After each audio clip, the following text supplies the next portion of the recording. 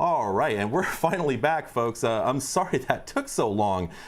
We had a number of things we had to work out with the stream itself, and also we had to get a lot of stuff ready for my next guest here. If we want to, there we go. So this is Tron. Tron, thank you for coming on the show. And we have a lot to cover.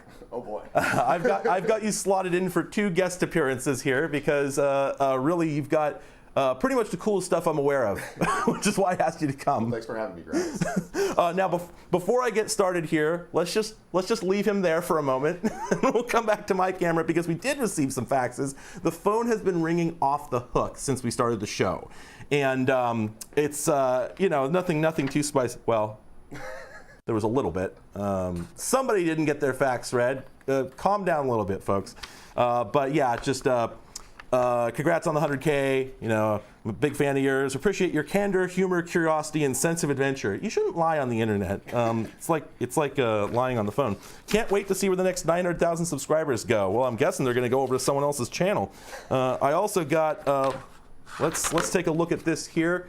Camera 2, if we can get in on this fax here. There we go. What do we have? Congrats on the 1. Yeah, I'm actually thrilled about the 1 as well. I think he's going to really take me to the stars. I love the word art on that one. We've also got, yeah, it's really good. This really, obviously, is the best fax I've received. That goes without saying. I thought that was. I keep seeing these. Huh? I see the dithering on that. Oh yeah, absolutely. It's a combination of probably that and JPEG artifacts are going on. I got one that says I couldn't think of what to send, so here's a cool old picture from the Cathode Ray Tube Handbook from 1945, which would be great if I had received it. Some folks here might remember that I made a video all about how Windows has its own faxing system and you don't need a fax machine. Well, you might. So I switched the line over to just the real fax machine, and I think you'll have a better chance actually getting your messages through. So whoever sent that one, the Cathode Ray Tube Handbook one, please go ahead and send it again. I cannot figure out which fax this actually goes with, but I did receive this picture here. Camera 2, if we can get in there. Yeah, so it's like a Canon. Is that a Note Jet? Yeah. Yeah. That's Canon made this notebook computer. It's got the crappy scanner thingy. Oh yeah, so it does. Yeah, it's got like a little hand scanner there, and yeah, this is actually a laptop with a built-in printer. It's got a bubble jet printer built into it. No, they're not good, but I admit I do want one. And then let's see. I'm sorry. Yeah, the same thing. I'm sorry. Another congratulations. There's no names.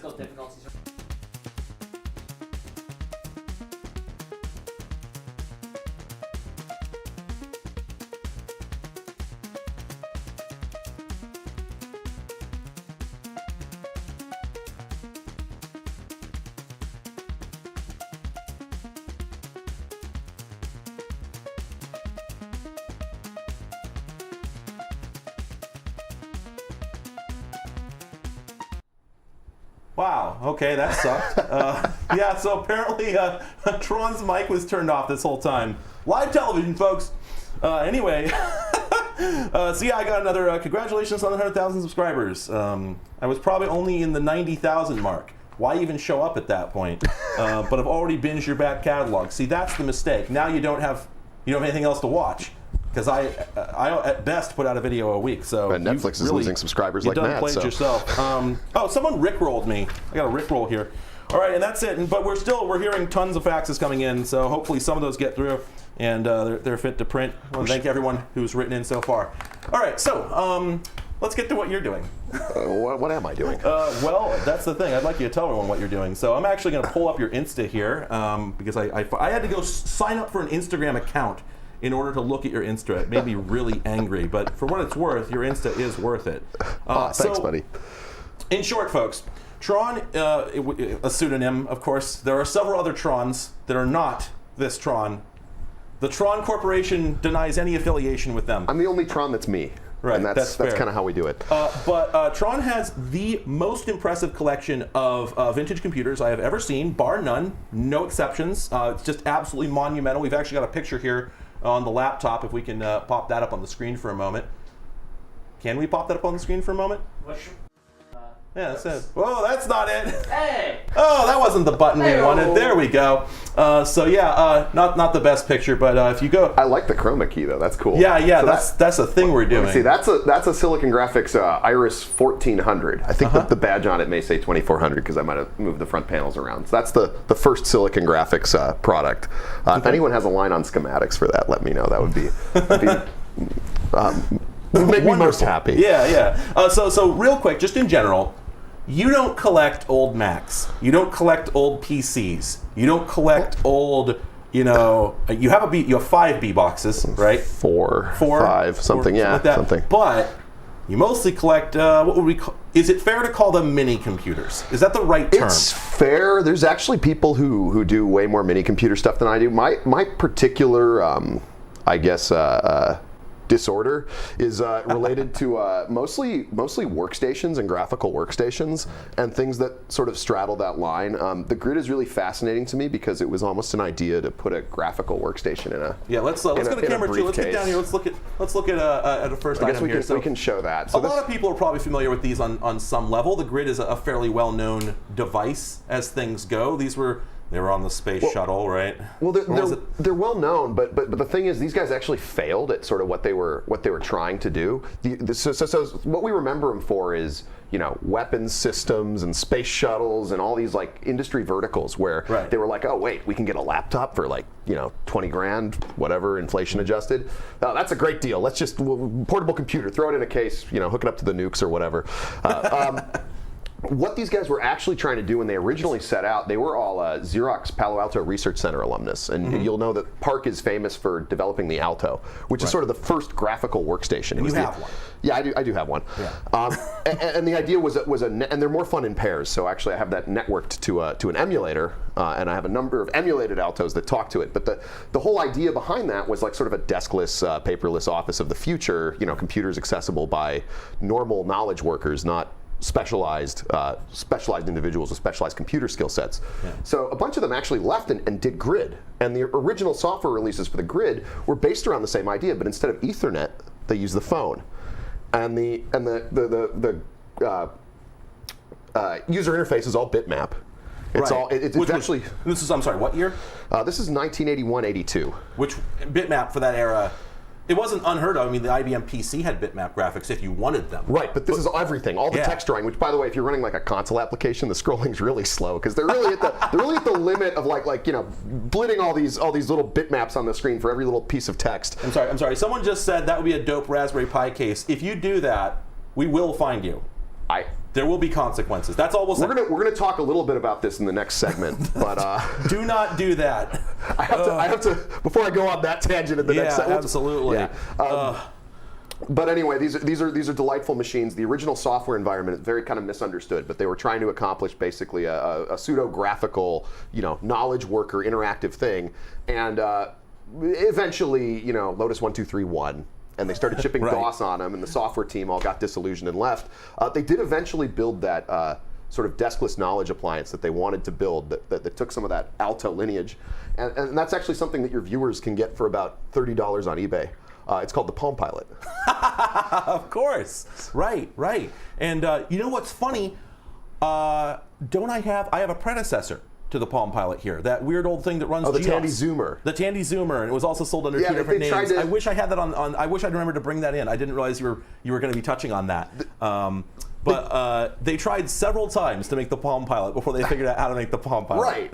And this was also an attempt to make a Palm Pilot. But it's funny because if you look at the user interface on this, you look at the Palm Pilot, you look at the Alto. I mean, there's like successive passes, and it's not like the entire team left, right? But there are a few key individuals whose names unfortunately escape me. We can follow up on that maybe later, and I can point some of them out. Yeah, we'll see. Who followed the software teams kind of through and through and influenced the user interface design on all of these things. It's pretty remarkable. There's a lot of cross-pollination. There is. A lot of people moving. The same people would show up all over the place in the industry at this time. So unfortunately, the SDK and everything for the original operating system for these was kind of lost for a while. So was the networking component. So this is kind of an embarrassing thing. I don't normally resort to this type of approach, but for this one, I just bought on eBay every single like grid drive box I could find and imaged it. Oh, just looking for something that had just the looking files. for the files, and I finally reassembled the SDK. I reassembled the online services stuff. If anyone out there, I haven't published it really widely, but that's not to say that I don't mind sharing it. So if anyone wants to play with that, you know. Yeah, leave a comment on the video and we'll follow up with you. Yeah, well. Now, it's going to be hard for us to demo this machine because it's a laptop. Yeah, But, and I didn't bring the dial-in grid server, which was like a little workgroup server they had. They had two flavors, one that ran on a mainframe, and that was like their big cloud service. And actually, one of the reasons software for the original operating system is so hard to find is they really leaned in on electronic distribution. Right. Oh no! Yeah, So the Nintendo store closes. Right, so you just have to find someone who actually bought the like ludicrously expensive disc accessory and saved stuff on it. It's like preserving Satellaview games for the Super Nintendo, where if somebody didn't erase their disc or cartridge 30 years ago, you can get it, and that's the only way we can retrieve. Or this even stuff. little bits and pieces in the internal non-volatile bubble memory, the magnetic bubble memory. Because it uses bubble memory. Yeah. Is that for the main system RAM? That's for the main like non-volatile storage. So in a way, like Intel's whole Ultrabook initiative of like, hey, let's just build a laptop that's got nothing but networking and a flash drive. Basically that, right? And that's sort of, and later, Sun would actually make that sort of work with the what were they, the smart card terminals? That's a little different though, because that you really, yeah, I mean. Sort of, kind of. A little less client-side execution on that, probably. Right. Someone just asked if this is live or pre-recorded live. No, this is live. We're at this moment. So if something smokes or catches fire, which could happen, it's my fault because I didn't do a good enough job. There's a non-zero possibility that we're going to pop a breaker and we'll lose the whole stream, and it'll take us about 15 minutes to get back online. So we load tested it, but today is not the other day. Exactly, and whatever can go wrong will. But for the moment, can we just see if we can get in close on the screen on this thing? Yeah, you can open that up go and hold ahead, and I normally don't power cycle these, so give me like 3, 1, 2, 3, and let's just get the nice graphical boot splash. This was actually a friend of mine took some Macintosh 1-bit art and composited in the grid from the original boot splash. So that's our custom boot splash loading in off the bubble memory. And you can see the little chevrons in the corner. I don't know if you can see that. Can you tilt the screen up just a touch? That's a non-volatile disk access indicator. So the one on that side is the bubbles, because there's no drive access lights. The one on the other side is the modem-based file system, which actually is a native file system.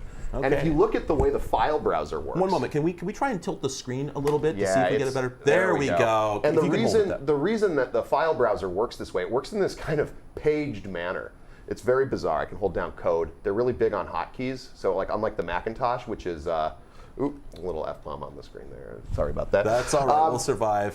So we can see how slowly it draws that text. So the reason the file manager is paged like this is because the operating system doesn't delineate between remote storage on like a Grid Central system. So it has to page in the file list. Yeah, so you can't load it all at once because you might be loading thousands of file entries. Right. So even if you're using the block device, the local block devices, it's the same file manager, same operating system calls, because it actually treats, unlike a lot of systems with modems, it actually treats the remote thing like an actual file system. Right. And we did get a question, we're not going to answer this in super depth, but somebody asked, what on earth is bubble memory? What's the short answer? It's a magnetic coercivity-based memory. It's almost like core, but instead of having actual little loops for each bit, you actually coerce a FIFO, a first in, first out. So it's like a plate. Yeah. You've got like a plate. So imagine a plate like this. Here's a bit. Oh, no, sorry, we can't. All right. Well, you do it. You got a plate like this. You got a plate like this. There we go. Imagine you got 3 balls on a cliff. So you got a plate like this, and imagine that you use a magnetic coil to induce some magnetic flux here, and here. And then imagine that you could get that flux to move across the surface of it. You can actually get it to move forward. And then you can write more bits. And so you can push more and more different bit patterns onto this thing and sort of shove them across the surface. That's not an accurate description necessarily. I think of it as like a set of conveyor belts, and the magnetic coercivity is what the actual belt is, and then you put stuff on or off the belt. It's very slow. The only way to make it fast is to actually stripe it. Yeah, and somebody just mentioned it's thermally sensitive, right? You have to heat it. Yes, this thing warms the bubbles. There is a heater. So it's in the module. It's like a hermetically sealed module. This is literally the diesel of laptops because it has to warm up the glow plugs before it can go. Yeah, and it takes AC in the inlet. There's the kind of dark joke about my bathing toaster. I have my fetch me my bathing compass. You don't want to use that one in the bath.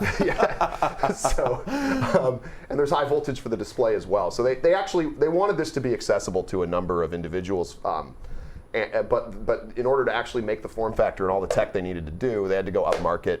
Right. And because there was no economy of scale, this is a screen that they actually went to Sharp and had to give non-recurring engineering to Sharp. And that's a neon It's display. an electroluminescent display. Electroluminescent. Oh, okay. Like the old Dodge dashboards from the 60s, right? But the entire dashboard's a pixel. Now, can we actually run a program? I don't want to spend too long on this thing. Yeah, but we could probably. Maybe fire up an actual application on here, because this thing has a sort of a typical business suite on it, I think. You get a word processor. Do I have that on? It might not be on this If one. you don't, you don't. This is not the star of the show. I have a horrible game that uses the modem to make sound. These were not really used for games. That's terrifying. But there were a couple written. Yeah. But this is not the star of our show. We're just sort of getting the feeling of the kind of stuff that existed outside of the normal PC. This really wants to be on my home PBX and dialed into something. That's perfectly fine. We can move on, actually, because we have a couple other things to show before we get to the big boy, because we've got a big boy coming. I don't know what you're talking about. We'll come to that. So I adore these. They're misremembered as an MS-DOS thing, but there really is a lineage of at the absolute low end between these and like a graphical workstation. That's what's kind of cool. And I think this sort of typifies everything that you have is just about is something that is off the beaten path. I mean, I know you have some Unix systems, but you have more non-Unix systems. Yeah, I'm not a huge fan of Unix. You could call me a Unix hater. That was actually a mailing list at the MIT AI lab back in the day. I think it was the AI lab. It cannot run Doom, ever. Nor should it. Nothing you have can run Doom. It's not quite true, but it's I close. can run. Actually, my logic analyzer has it built in. HP on the Agilent 16700 series. I have this crazy big logic analyzer. I have to do a lot of debugging. We'll talk about that later. Oh, indeed. It's like a 196 channel logic analyzer or something like that. It sits on my bench. I X forward into it. But the distribution that HP put in the box has shareware Doom on it, even though it runs HPUX on PA RISC. Absolute. That's so good. I can't dap them, so that's so good. All right, so let's. But yeah, so everything you got's a little different. So we've got what people would call luggable here, but most of those, there's the K Pro and there's like the compact portable and whatnot, but this one's not really like any of the ones I've seen. I adore this machine. I actually really like CPM, the CPM operating system that's sort of inspired in a lot of ways what MS-DOS is. It's a very primitive operating system, but I really admire what Gary Kildall, the creator of it. Who went on to create many other things, I believe. Mostly languages for microcomputers. So he had this kind of vision that if you look at CPM, what's actually kind of cool about it, if you've played with some of the earlier mini computers from like the 70s, is CPM is very much like what if we have a microcomputer LARP as a mini computer? Like that's literally how that's literally how the operating system's structured. And I mean, that's sort of what Unix on a micro is anyway. It's like, let's take something that was built for big iron, or at least medium iron, and shove it into a Unix is worse is better, right? And CPM is worse is better too, but it has a purpose to be worse, which is that it's running on like toy hardware. Yeah. Literally like I think the. So I think this is a Z80 based machine. This is a Z80 based machine. Right. Actually, this one has an upgrade up in the back, so it's got an full 16-bit 8086 with the FPU. Wow, we'll get to that. Yeah. Wow, I didn't know that. Ooh, geez Louise. But so the K Pro, the early K Pros, I believe, also ran CPM. Yes, the K Pro is contemporary with this, and I like to think of the K Pro as kind of a very crude, very intentionally built machine. I mean, they're great. They're made out of sheet metal.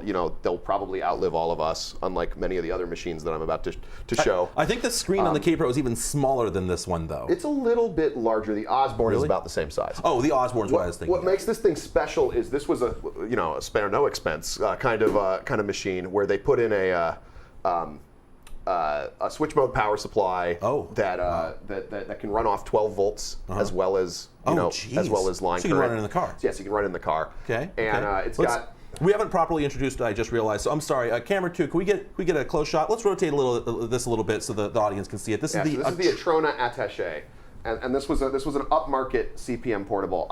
So this is probably into like the most microcomputery stuff I collect. I don't do a lot of micros, but I love this thing because they built a system that has sound and graphics on CPM. And obviously none of that is standardized. So what you get as a standard utility in CPM is the calls made by something called the CPM BDOS, which is basically a set of BIOS routines, you could think of them as, that say, hey, write a byte to the disk, write a byte to the CRT. And that's why you could have things like the IMSI that people made themselves run CPM, because you'd write your own. You'd literally go, okay, well, I've got this disk controller, I've got this serial controller. I'm going to write my own little little encapsulated abstraction routine. A driver that you make part of the operating system. You write your own drivers. And so briefly, just real quickly, let me. And that's the compatibility layer. Right. But this has stuff beyond that. So let me recap real quick, because the original IBM PC, released in 1981, was coming into a world where home microcomputers were limited to 3 bitty boxes. There was the Apple II, the TRS-80, and the oh gosh, help, save me, the Commodore PET. PET. And those machines were, long story, but they do not look the way that modern computers do. They do not have operating environments. They have BASIC, and they have a little bit of intelligence, predefined routines in memory. But those machines also came with all the capabilities that they could have, basically. You couldn't really add much to them, but those capabilities included a very limited amount of sound, not very much, very limited amount of graphics. The Apple II was better than the other twos by leaps and bounds. But they weren't anywhere close to the state of the art. Whereas when the IBM PC came out, it was in many ways closer to what people would call a mainframe, if you don't know much about the era. Mini computer, really. But mini computer is the better term. But closer to what the best, most powerful computers in the world were doing. Much closer to that than what the Apple II was, for instance. But the PC was not the first thing that was like that, because prior to that, there were a series of machines, a lot of machines from different companies, colloquially known as the S100 bus systems, that ran the CP/M operating system almost universally. When the PC came out in 1981, it obliterated S100 and CP/M from the collective human consciousness. They just poofed and went away pretty much instantly. This was all that homebrew computer club folklore that you hear about, like the genesis of Silicon Valley and the Bill Gates Altair story, and bringing the Apple I to the homebrew computer club. I mean, that was all built around S100, which was really the earliest set of abstractions. Yeah, I think it was what, 75, something like that. Something like that. It was just before all that stuff. But CP/M gave people a way to say, hey, I can run the same same program here as I can run on like my Altair, as long as the program was only doing 2 things: disk and terminal access, right? But the end result was, I got a copy of Adventure, the original Adventure, that will run on a machine that they were not considering. It will run on an Altair, original Altair. It would run on my video processor. I have a Sony SMC70. That runs CP/M, that thing, the teletext titling, it's like a titling it's a video titler, titler, and I can also play Adventure on it, right? And it's just because it was the first intercompatible multi-manufacturer generic operating system. Right. And then DOS wiped it off the face of the planet because basically just it was work better. alike. It was just like licensed a little bit differently, and CP/M had variants that were just as good as DOS, because they actually did run on the. Actually, later on they did that. They did a CP/M 8086, and they even did a CP/M 68K. Yeah. So if you want to be a little bit crass, you can run like CP/M on a 68000, and the basic model works the same way. And CP/M also had very rudimentary multi-user support. Like that was MPM, yeah. Oh, I'm sorry. You're right. Note that, of course, you're not going to run. The application compatibility doesn't work across the architectures. Okay. But what I was going to say, the reason I gave that spiel is because you have to understand that when the IBM PC came out in '81, it supported, from the factory, on day one, relatively high resolution bitmap graphics and color, if you bought the right card, and sound. It had a PC speaker that was not limited to just outputting a beep and nothing else. So it was actually capable of sound and graphics. They were very rudimentary. It took a long time for them to get anywhere better than, anywhere close where they should have been. But prior to that, all the S100 bus machines, graphics cards were nearly unheard of. They were for extremely expensive specialized applications.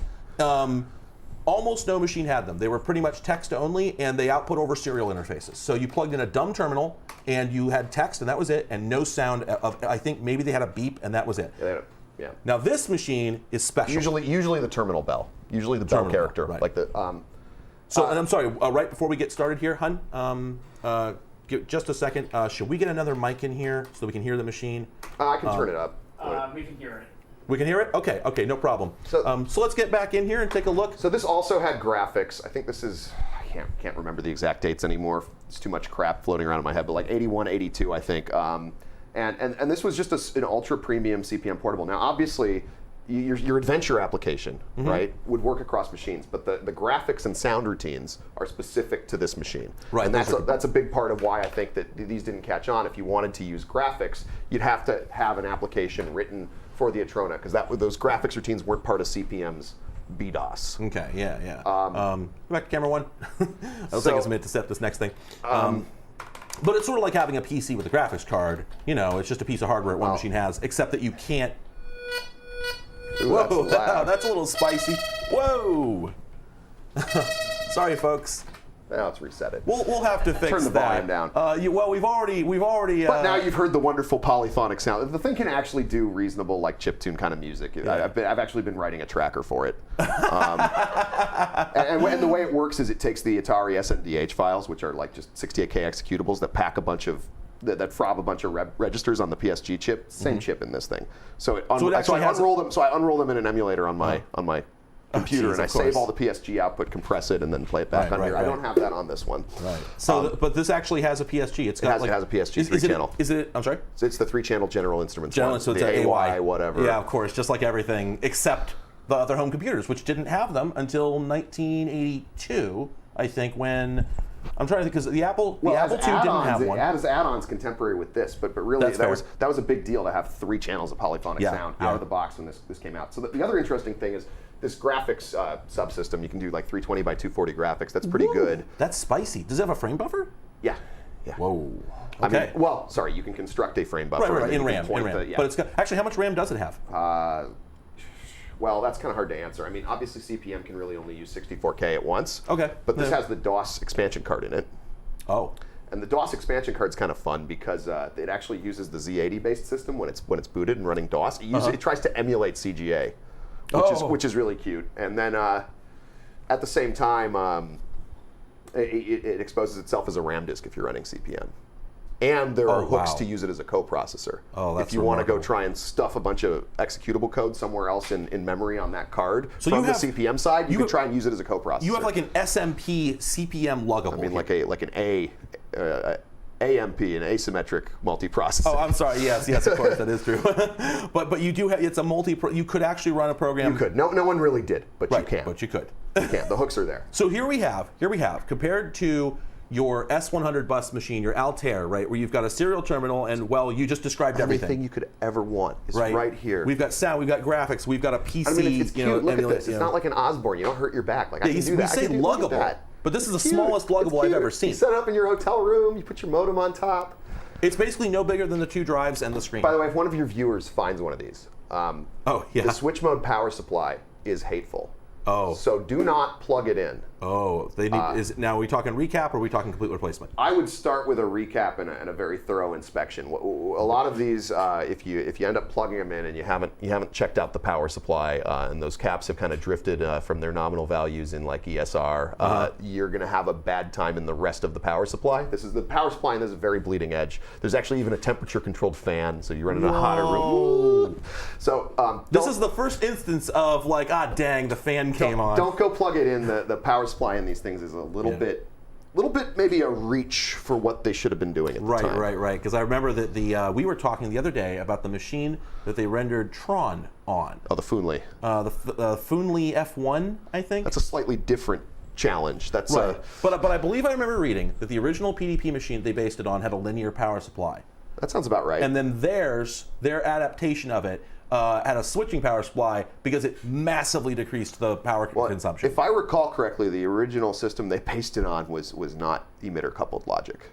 Right. And ECL is spicy. Yeah. It's spicy logic. and it runs very fast, but at what cost? And actually, I have a very large ECL machine in my garage right now. That's right. That's probably that's filling your entire garage end to end. It's about 14 feet long. Is it possible? Is there a name I can look up?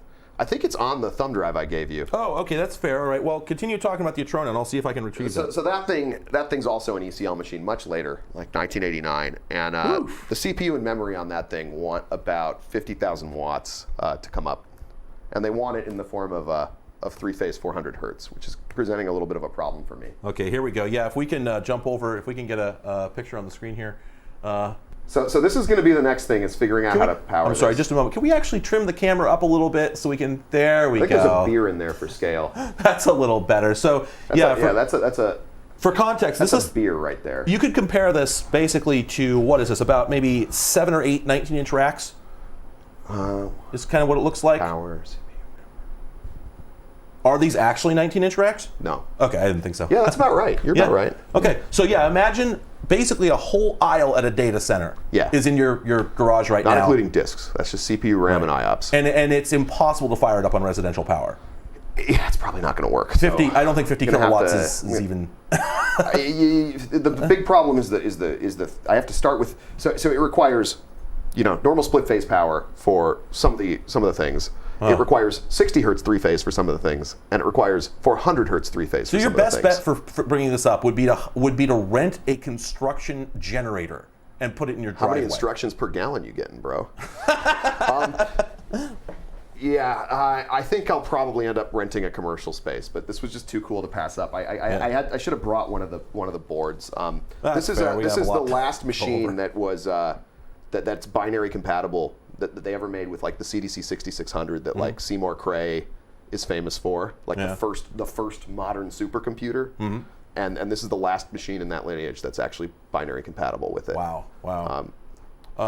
Okay, so we've seen two pretty remarkable devices. We're sort of trending upwards in terms of rareness here, right? Because the grid fairly attaché. But now we've got a machine that no one has any reason to know anything about. Look, if you just geek out, I mean, there's stories to be found in everything. So a little later, I'll probably talk a little bit more about responsible practices and not getting in over your head and breaking stuff. Because if someone received the machine you have in your garage, they'd be in an even worse situation than you are. Yeah. Because you can't make it go. I'm already in deep shit. And, you have no idea what to do next with this situation. But I've been slowly escalating. I mean, how long have we known each other? Wow, a decade? Yeah, a decade. Yeah, and you've watched the slow escalation of. I'm sorry. Is this a picture of the inside of the CDC? That's one of the cabinets. Let's get that on screen. We need everyone to see that. Those are actually differential pairs, each one of them. Right. Okay. So this is like Ethernet. That's how the data path in the CPU and memory attaches to the I/O processor. Outstanding. All hand wired. All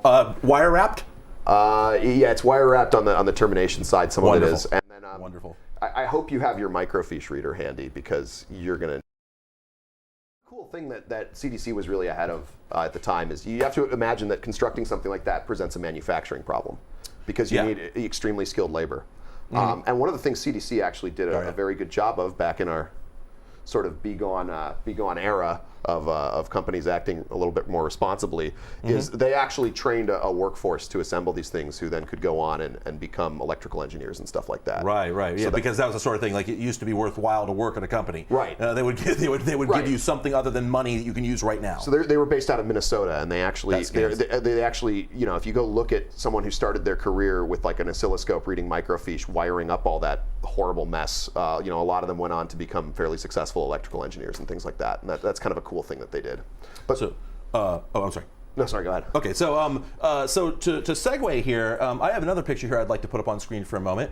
That's a better angle on sort of the collection that I always see when I come into your basement sort of museum there. And so we have. I'm sorry. Is that a VAX 11750? Yeah, that's an 11750, and in this particular picture, it's serving an important purpose, which is to raise the laptop to an ergonomic height. Right. Exactly. The laptop is being used to control the list machine on the right, which is writing out boot tape media for the SGI machine on the left. So I have Very tape spicy. images. Right. So I had to use the only thing in the house that can speak that particular format of quick tape was the list machine. So I wrote a little Lisp code to blast out raw tape images from my NFS share running on my Dell PowerEdge. And that's just a few of the things that are wrong with him. So it reaches out to a virtual machine, grabs the tape, writes it out to the tape, then it goes over to the SGI machine there on the left. The SGI machine actually has one of David Gessewine's BeagleBone-based disk emulators. So this is only for the initial load. After the tape bootstrap is done, I save out an image, and then anyone can have that if they find, God forbid, one of these machines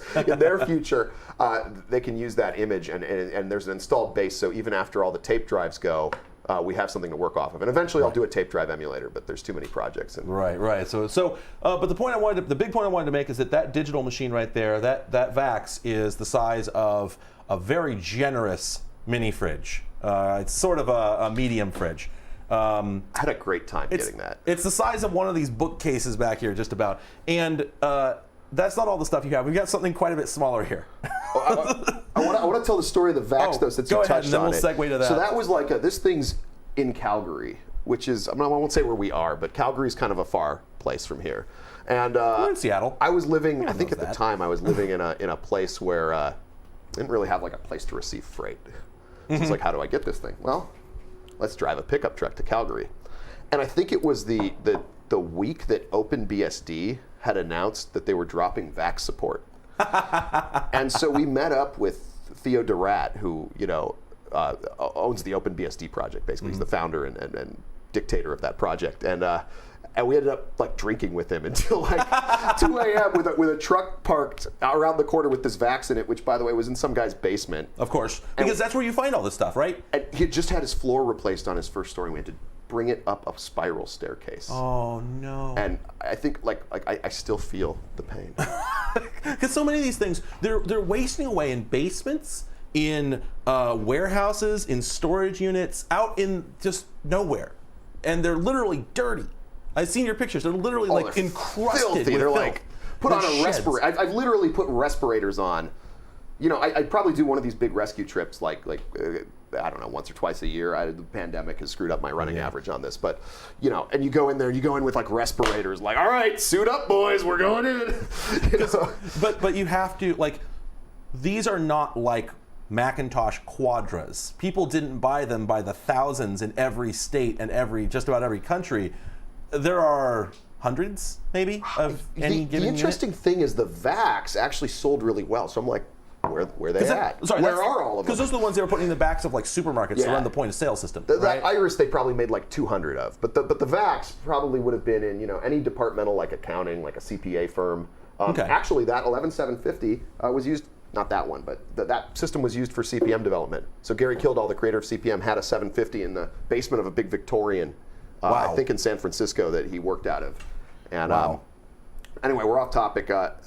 That's fair. The other fun thing about that, by the way, is it has a board in it that should have been returned to DEC, which is the remote diagnostic unit. So you can call that thing up, and if it's like not loading microcode or like something in the main CPU has shit the bed, you can like call it up and it'll start to diagnose. Oh, you can literally like remotely debug it from somewhere else. Which is very nice because we'll talk about this later, but debugging these things.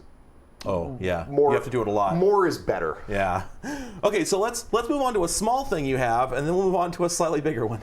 Yeah. So I guess because I wanted you to bring this because I saw it and I'm like, what?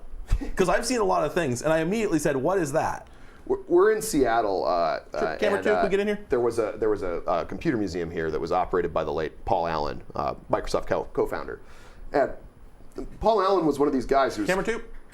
super wealthy, and he if he had something he wanted that didn't exist, he'd kind of go get it. Yeah.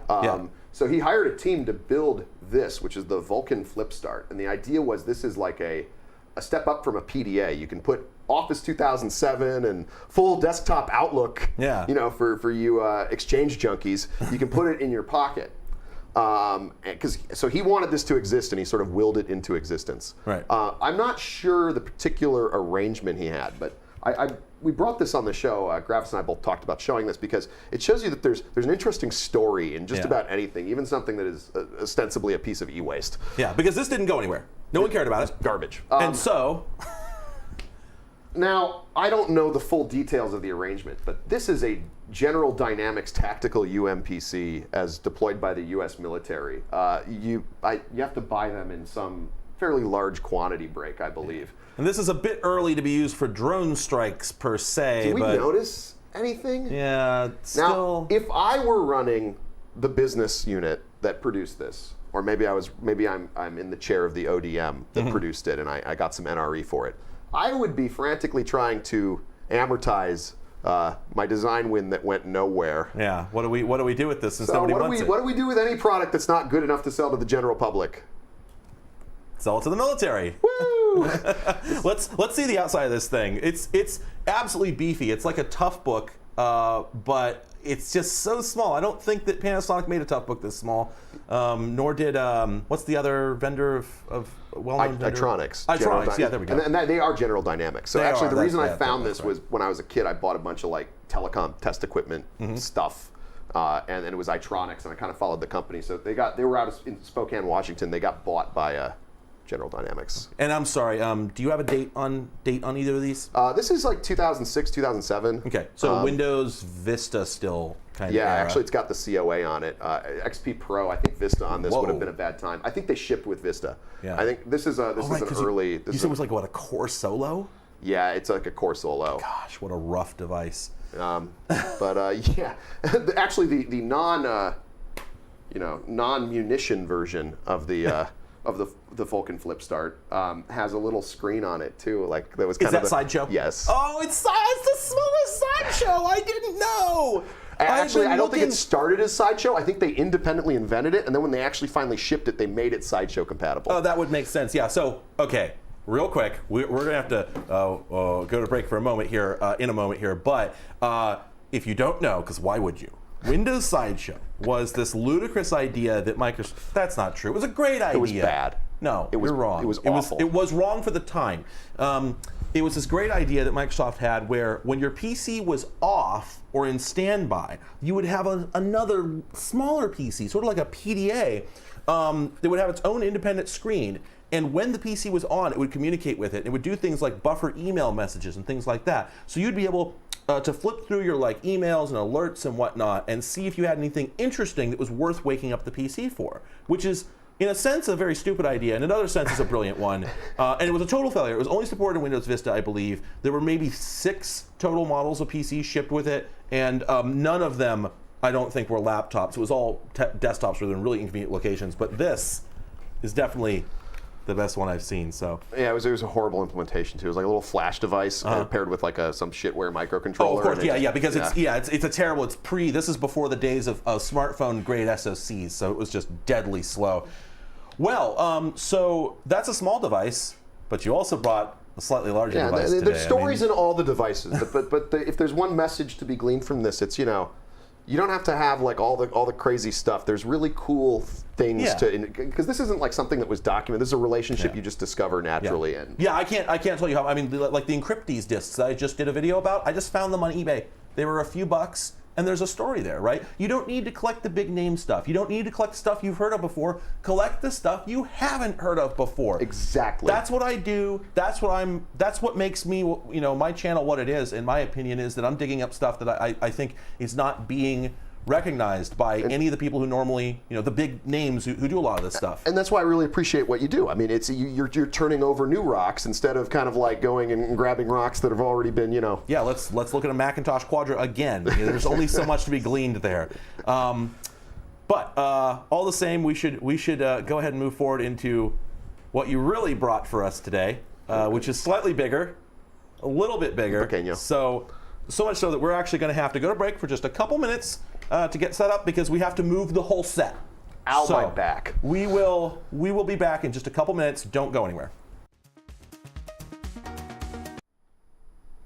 All right, now we're actually gonna. We're gonna have another little break before we fire this thing up, but we wanted you to see it first. So this is Computex 1989. Right, that's fair. Company is unveiling the next generation of their workstation product. They just laid off most of their mechanical team, so it kind of looks like shit. But this is the last hurrah of the S Graphics suite. And, what's it called? Well, this is a Symbolics XL1200. It's a late model list machine. It is garbage. It is slow. It is very complicated. We'll show some internals of it in a moment. It's also, more importantly, ugly.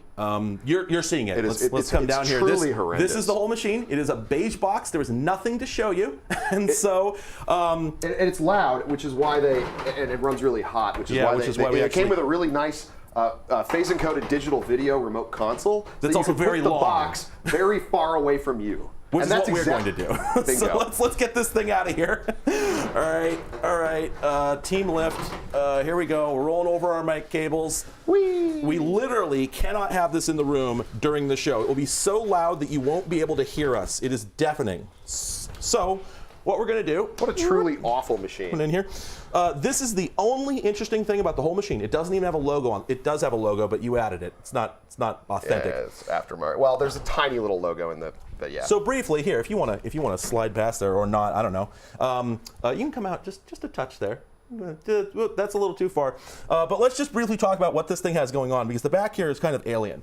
If you were familiar with PCs and Macs and whatnot, you'd have no idea what to do with this thing. So the base machine really has very little going on other than, what is this? Is just a multi? Is this just a plain old RS-232? It's an old serial port. Yep. So we just have a plain serial port, and then we've got the console interface here, which I'm going to unplug that. You won't be able to see it clearly, but that is a high-ros, like what? Hiroshi? Is that literally? I think it's just high-ros. Okay, whatever. Anyway, this is like a 12-pin mini connector that's unlike anything you've ever seen before. And this carries a video signal and a keyboard signal, and I think 150 megahertz, 180 megahertz phase-encoded digital video. Yeah, so it's sort of like, it's like composite video at extremely high frequencies, black and white only. It's digital and it has a sync on it too, in a weird Manchester encoding. Yeah, but we do have Ethernet. We do have Ethernet. We'll use that later. The other thing I want to note is this little set of lights right here. Fault run U1 and U0. We're going to talk about how much these things suck later on. Hey, what diagnostics do you get before the main processor comes up? You get that, customer. So if one of those comes on, you call support. And so that's what we'll do. You're support. I have one of the boxes for these, and the box says that if the support agent, if the field team isn't there to unbox and install the machine for you, if you open the crate yourself, you void the warranty. Which makes sense, given what it is. Now, there's one piece of add-on hardware that this machine has. Well, there's probably several.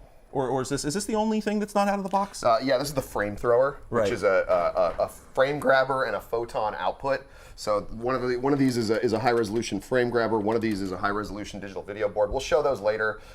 There's a wide body version of this that can take 4 of them for higher resolutions. This only has 1. Oh, shame. Sad. But by high resolutions, we're talking about like film, because this one will do 1080 video, 1080i or P. It goes without saying, by the way, but if you see this and you go, "Wow, this is cool," please don't go try and get one. There's no way. And we'll go into why you shouldn't later. Yeah, we'll cover it, but please don't go to eBay. This sounds cool. It isn't. It's also extremely hard to use.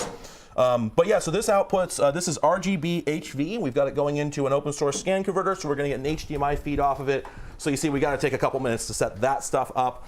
But when we come back, we'll be all ready to fire this thing up and get going. So we'll be back with you in just a couple minutes. Party time.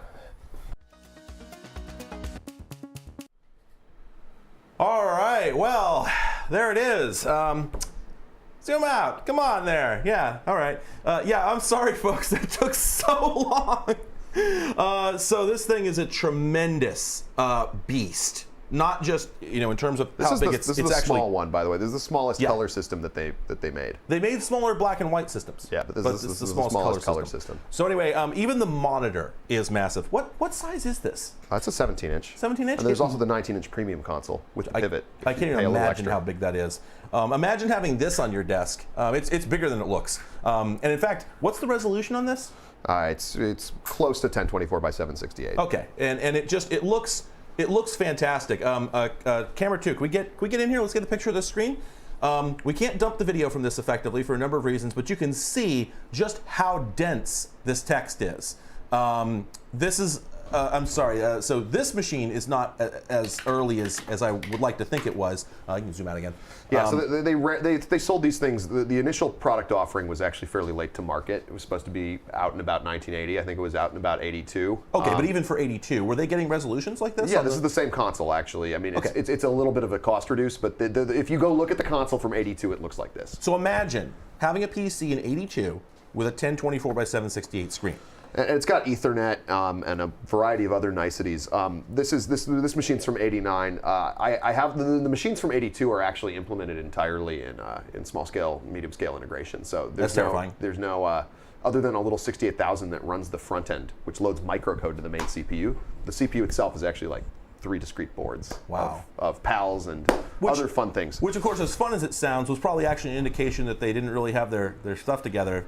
They were really pushing the bleeding edge of what type of system you could build out of, a literal like TTL logic parts book. Yeah, a pile of off-the-shelf parts, Yeah. like IBM did in '81 with the PC, except not nearly as much a good idea. Yeah, and we'll talk about what that construction technique means for keeping one of these running right now in a little bit. But first, I apologize, I have to change my console to a black background because no hacker uses standard page white display. That's completely fair and verdict. Hey, I am hearing that we are actually getting some decent howl from the machine, even with the curtain in the way, and I want to ask, folks, could you let us know, is it obtrusive, or can we roll like this, or do we really need to do something about the noise level? Just let me know. It's going to be tough, to be frank, but we'll do what we got to do. Now this monitor itself, however, doesn't have a fan, even though it should. Yeah, it and should in have. fact, the case is not closed on this because if you do, we can pop it. Yeah, can we rotate it? Can we rotate it before we rotate that way before we pop it? Yeah, we can. Okay. I mean, you're not going to see much from that. All right. angle, Do we need to undo these screws, or are we good? Maybe one of them kind of. Let me see if one of them got in there a little bit. But I know that's how you normally run it, and I want everyone to see what this thing looks like to actually use. It's not push it off the desk, but. I think this one might still be in. There we go. There we go. So obviously, originally, you would have run this with the case on. But again, to get into the... Actually, a lot of people, according to mailing lists and stuff like that, found it advantageous to run it with no case on it. Okay. Let's just, real quick, can we just turn this around so people can see? Yeah. Yes, it's just a CRT, but let's still... well, it's got a little more going in. Oh, beep. Oh, maybe we can't turn this around. I think I hit the keyboard. This is a little bit fraught. Let's... Hey, if it doesn't work, it doesn't work. We didn't practice it, so... Anyway, but what we were talking about is hold that. The monitor actually overheats, which is not really a thing that you expect. You know, you handed me this so there's keyboard. actually quite a bit of engineering in here. Yeah, there's quite a lot going on there. There's a so this is all the standard stuff you'd see in a monitor, and actually it's off the shelf. This particular unit was assembled by Moniterm, who made the Sun monitors. So the deflection logic and the high voltage and stuff like that, it has in common in some ways with the monitors they sold for like a Sun 3. There's a big power supply in here that's not common on monitors, and why is that? Well, there's a bunch of ECL that actually does the video decoding. Let's get in here, super close. So, I mean, because these things were such pigs, and you have to remember that the original one of these machines was a full rack. Yeah. The 1982 initial product, the 3600, was a full rack. So when they revved that the first time... Is that a Z80? Which one? That one right there? No. Isn't it? I could have sworn. Doesn't that's it say... That's a serial comms controller. Well, it starts with Z803. The actual CPU in this one is an 8051. The earlier ones used 68K. Fair enough. All right, fair enough. You can come out again. But there's a bunch of digital logic over here that actually does phase-encoded digital video. The idea being you might want this thing to be like 1,000 meters, like literally a kilometer away from your desk. Because the original machines were single-user machines. Right. They were full rack. And you had to have a machine room of them. So you actually put them like in the basement. Yeah. You put them on the fourth floor where all the air conditioners are. You might want to sit down. You're a little tall for the scene. But anyway, so you've had to actually run this thing with the case off because they just put too much smarts in it. I mean, it's fine. I could run it with the case on, but if we're not going to be, reaching our hands in there and touching around, it's nice to have a little bit of convection, isn't it? And I'm just going to let everyone know that we actually came back early because we know you're all waiting. We still don't have video capture from this working. But it's not my machine's problem for once. It's correct. Yes, it's us. It's entirely on us. We did test this. The trouble is I didn't have my capture hardware here at the time, and I simply assumed that the signal that worked on a display would also work on the capture card, and it hasn't quite played out like that. So we might have this thing up on an HDMI display. Yeah, so it should have worked. So we might have a little bit of trouble getting an output. Worst case, we'll just put the HDMI display on the desk there and we'll point the camera at it. So the user interface on this thing is... But yeah, let's go ahead. Let's rotate this around. These are one of my favorite computers because they're this is what I really want to show. Unreliable and painful and a lot of new ideas. So the console itself is actually... Come on, get on in here. Hypertext. Let's take a look at the interface here. We'll just get super close and you can narrate. I want to get my hacker colors on here. And obviously I can go in and I could say, I could actually call from this command line. I could call this function to invert the screen. It's like TV:/BOWT. But let's not do that. Let's use the interface they have. So it's very conversational. You type SE for set, SC. Oh, it knows I want to set screen. Okay, that's cool. So it's expanded it. Options. And if you ever use Unix System 3, of this era, there's no autocomplete out of the box. The shell is horrible. There's a million ways to die. Oh, you're running as root and you accidentally untarred a file in your root directory. Oh, congratulations. We just overwrote a bunch of stuff. I'm at one. I'm sorry. I keep mixing up my camera. Yeah, I know. You just doing two jobs at once. Set screen ops. So now we have a hypertext based menu. Here on the console I can actually go through. Now we'll come back to 2. I can click. All right, get in there. Change background to black, and then I click, And now you see the speed that the Lisp machine is famous for, because I don't know if you saw how long it took. Let's do that again. Run through that again real quick, and we'll just stay on camera. It won't do it again because now it's fast, because now it's cached. Oh, it's cached. Oh no. Yeah. But as we can see, okay. If you've used a Unix system, any Unix system, this is like a dictionary. There's so much text. Look how verbose this is. And that There's went into capital letters. Yeah, their coding style, everything. You can like source code files you can format. You can have like italics and bold and different fonts and stuff like that. Yeah. Which actually is a pain when you copy them to a Unix machine. You have to strip all that stuff. Right. Can we come out just a little bit so we can see a little more of the screen? But what we were going to show when Capture worked is we were going to actually do some 3D graphics. Yeah, here we go. On this. Now, did they have this program in '82 or not yet? That's something like it. Yeah. Okay. So they were doing 3D graphics. The lineage of this actually comes from III. Like a lot of the same people who worked at III worked in the Symbolics graphics division. III was the company that did the graphics for Tron. They had camera one. A Lisp-based system called ActorScript Animation System. A bunch of their graphics people eventually went over to Symbolics because they were doing Lisp already on the Foonly, Pt2 clone, MIT Mac Lisp, AI Lab Lisp. Right. For their graphics. Because Lisp was sort of the what I want to call it, the Rust or the Go of. Don't be so rude, please. Well, I understand that, but never. I'll take Rust. I won't take Go. That's fair. I don't know anything about this stuff. I've never touched either of them. But the point is, Go is a Rob Pike, Ken Thompson thing. They're sort of almost the opposite. They're kind of on the. If you look up software engineering ideology, you can look at like worse is better and better is better. And I still think of Go as a worse is better. Yeah. Language. How about worse is worse? That's basic. But the point is that you had your conventional, you had just plain old assembly, and you had C was around, but then you had this thing that was very high level language, very rich language, very extensible. They had their own object oriented system on top of this called flavors, even before close Common Lisp object system. So it's very rich, and programs are data and data are programs because everything's based on S expression. They actually had a PCB design tool, and the entire board is stored as a S expression. Wow. Okay. So it's like the SVG, sort of like a vector. You can do that. You can do whatever you want. Right.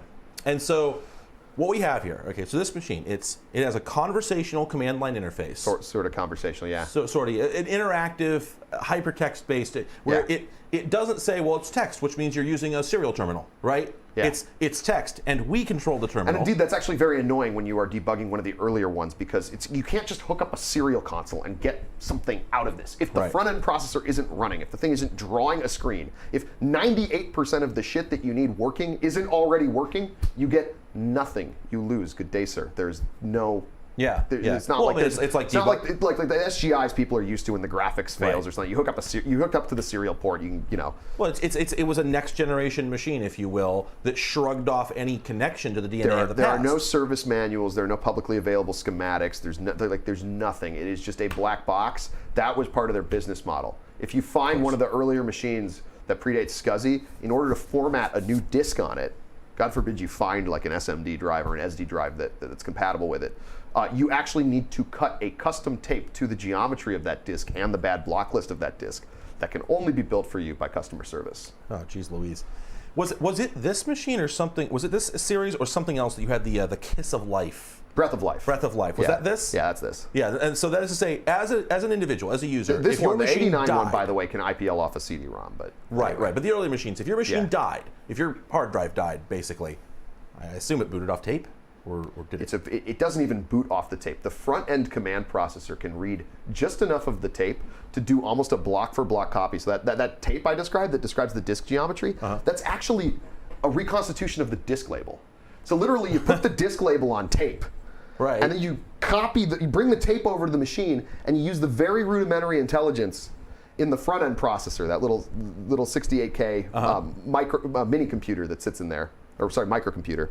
And it will literally copy the contents of the tape, the microcode, the FEP overlay files, the code that the front end processor has to run, and the disk label, and it puts it onto the disk. And then only then can you start actually bootstrapping the operating system from distribution media. And so the takeaway is like these things got. You could not flat the machine and bring it back up from nothing. If you don't have a booting machine, you need a technician.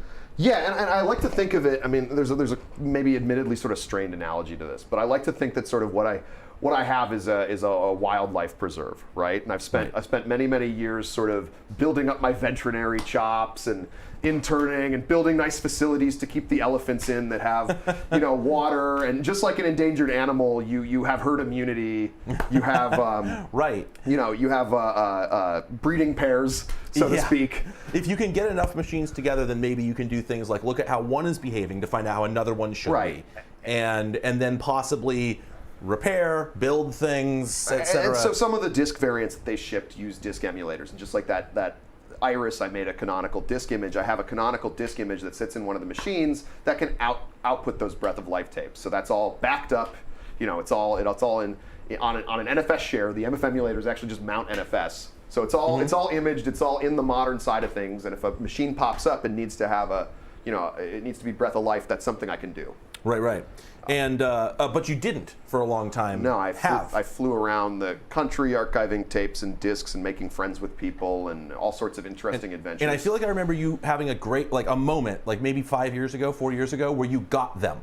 I got the thing. I got enough DNA. Like the Jurassic Park, the mosquito in the amber. I'm going to keep using my strained analogy here. Yeah. I got the thing, and it's like, okay, great. It's not endangered anymore. And that's it, right? Because up until that moment, if everyone in the world had turned on their Lisp machines at once and said, shoot, disk read error, that's it. It would have been a really bad time. There would have been no comparative system to even look against. That's the other thing with these undocumented things. You really need like a running system to compare state against. But yes, at that point, the last remaining system that I knew of that could cut those was running off of original disks. So if the disks in that thing went up. And see, we so consistently, again, not to... I should be clear. I don't mean, if anybody's taken it this way, to trivialize the collecting of microcomputers, PCs, Macs, etc. But it is not even apples and oranges. It is galaxies apart. They're two different universes. It is closer to collecting these. If a processor in this dies, you throw it away. You're never fixing it, right? Unless you, for some reason, have a stock of like Sony repair parts that were never supposed to leave the factory. Which are still doomed. Right, which are going to die as well, but maybe a little bit slower. And it doesn't work like anything else. It's not like you can look at a Mac if you're a wizard, right? 68K, assembly really well. You got something to dive in with. Right. You can look at a Mac with a logic bus analyzer and say, well, the 68K just shouldn't do that. It just shouldn't. The instruction set for these, by the way, which is a micro-coded variable instruction set, but all sorts of fun features that we can talk about later, but it wasn't ever given to the customers. The customer was supposed to write Lisp. Right. So basically, according to the way this company intended, these are supposed to go to a landfill. They were born e-waste. Yeah. They were intended to go to a dump. Once the company knew, they would have known. They're like, well, what happens when we don't want to support it anymore? And the answer is echo again. We're getting echo again. Yes. I don't know what. Folks, we don't know what could be causing this. It doesn't make any sense. We don't know that.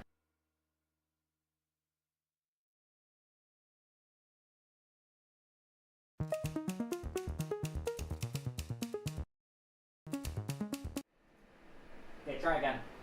Folks, is it any better? Somebody said solved. Great. Oh, you know what? Hang on, we've got a line here. Someone said it sounds like it is slowly coming back in phase.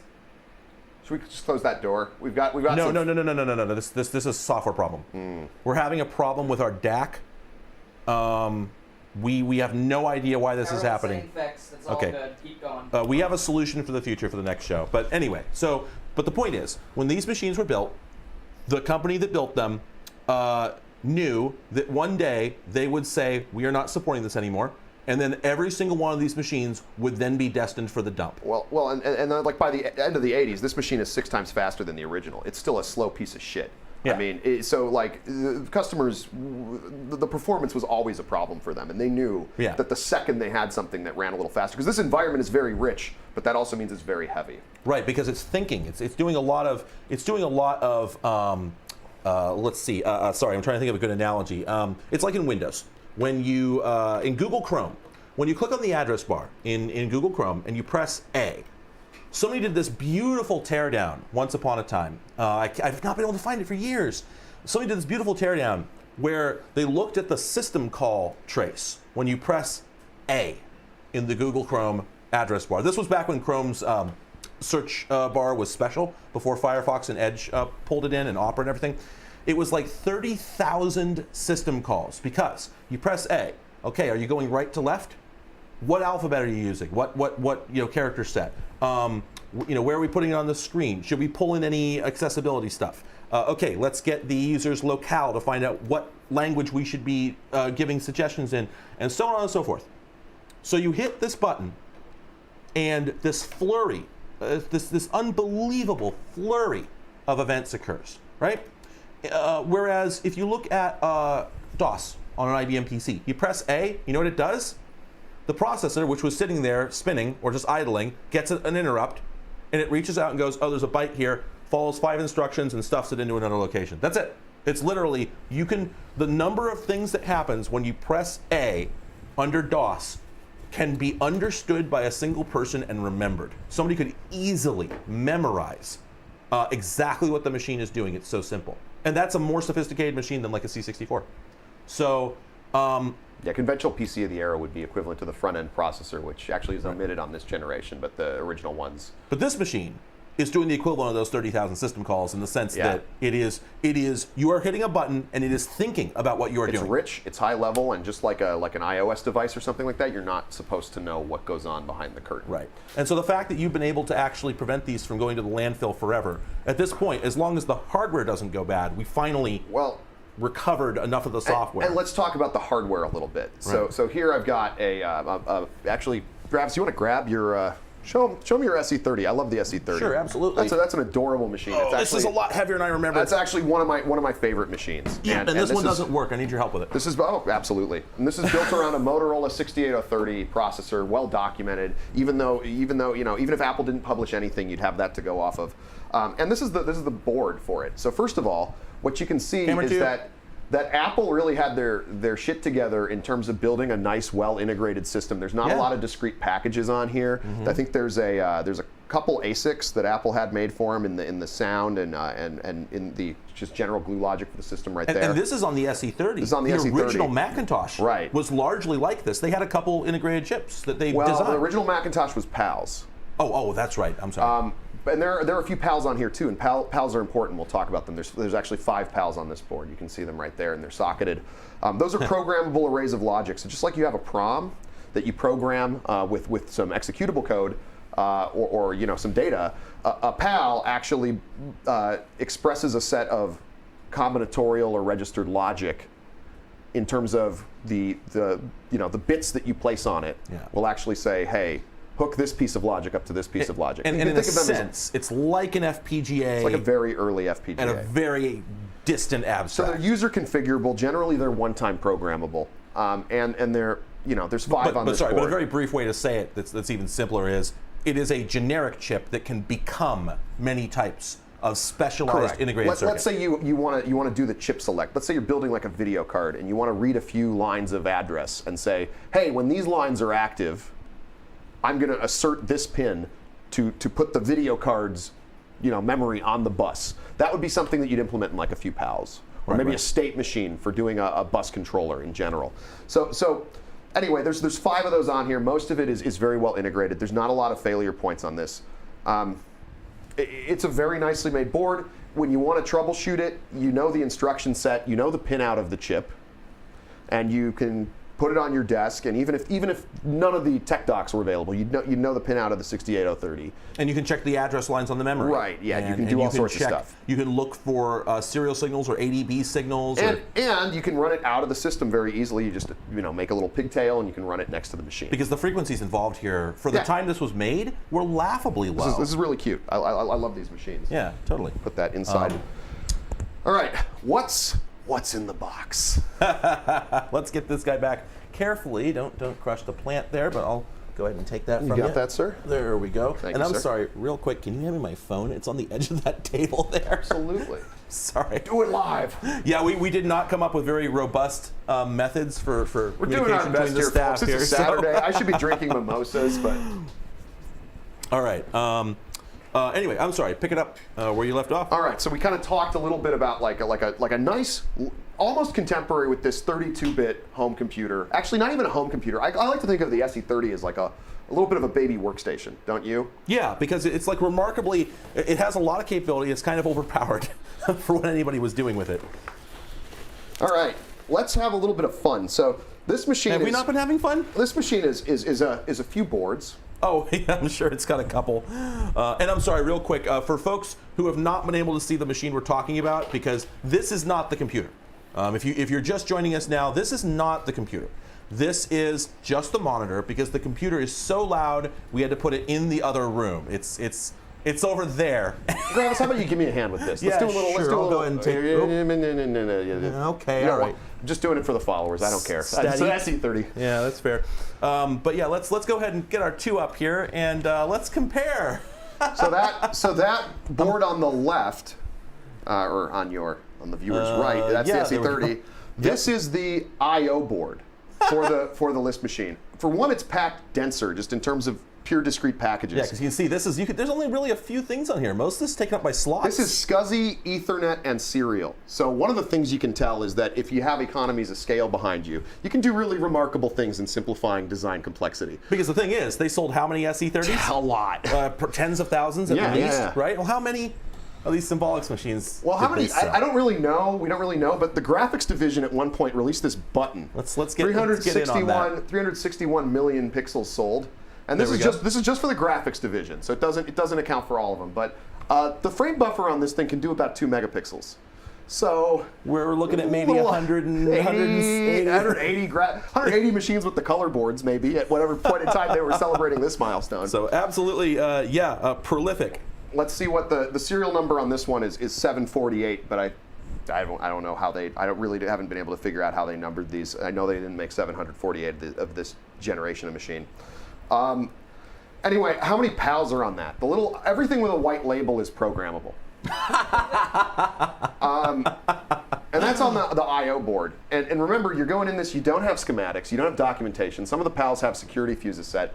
And then the other thing is, and I've been I'm sorry, security fuse meaning you can't read them out easily. Oh, okay. And then the other thing involved in the design of this thing is I've talked to some of the original engineers, and I now have some technical documents about it. Lit up again. And banana for scale. And if you read the docs, there are sections where there are things like clock distribution PALs and clock buffers. And those will run so close to the marginal limits of the chip that you can't use equivalent parts from the manufacturer. There'll be a little note and it'll say, use only AMD, not Lattice. Oh. Because, we had a little spicy spec excursion on this. Oh gosh, and it's probably binned on top of that, where they had to run through a bunch of them before they found one that could actually do what the spec sheet said it would do. So this is just the I/O. This is just SCSI, Ethernet, and networking. You wanna just, we can just put this out of frame. So that gets you the baseline of connecting to your console and all that good stuff. Just gonna set these in here very gently. Let's go take a look at the CPU. Oh heavens! Now, to be clear, the CPU on this guy, the 68030, that's it right there. So that where my index finger is, not the other ones. We won't talk about those fingers. Not good for polite company, but that's the CPU there.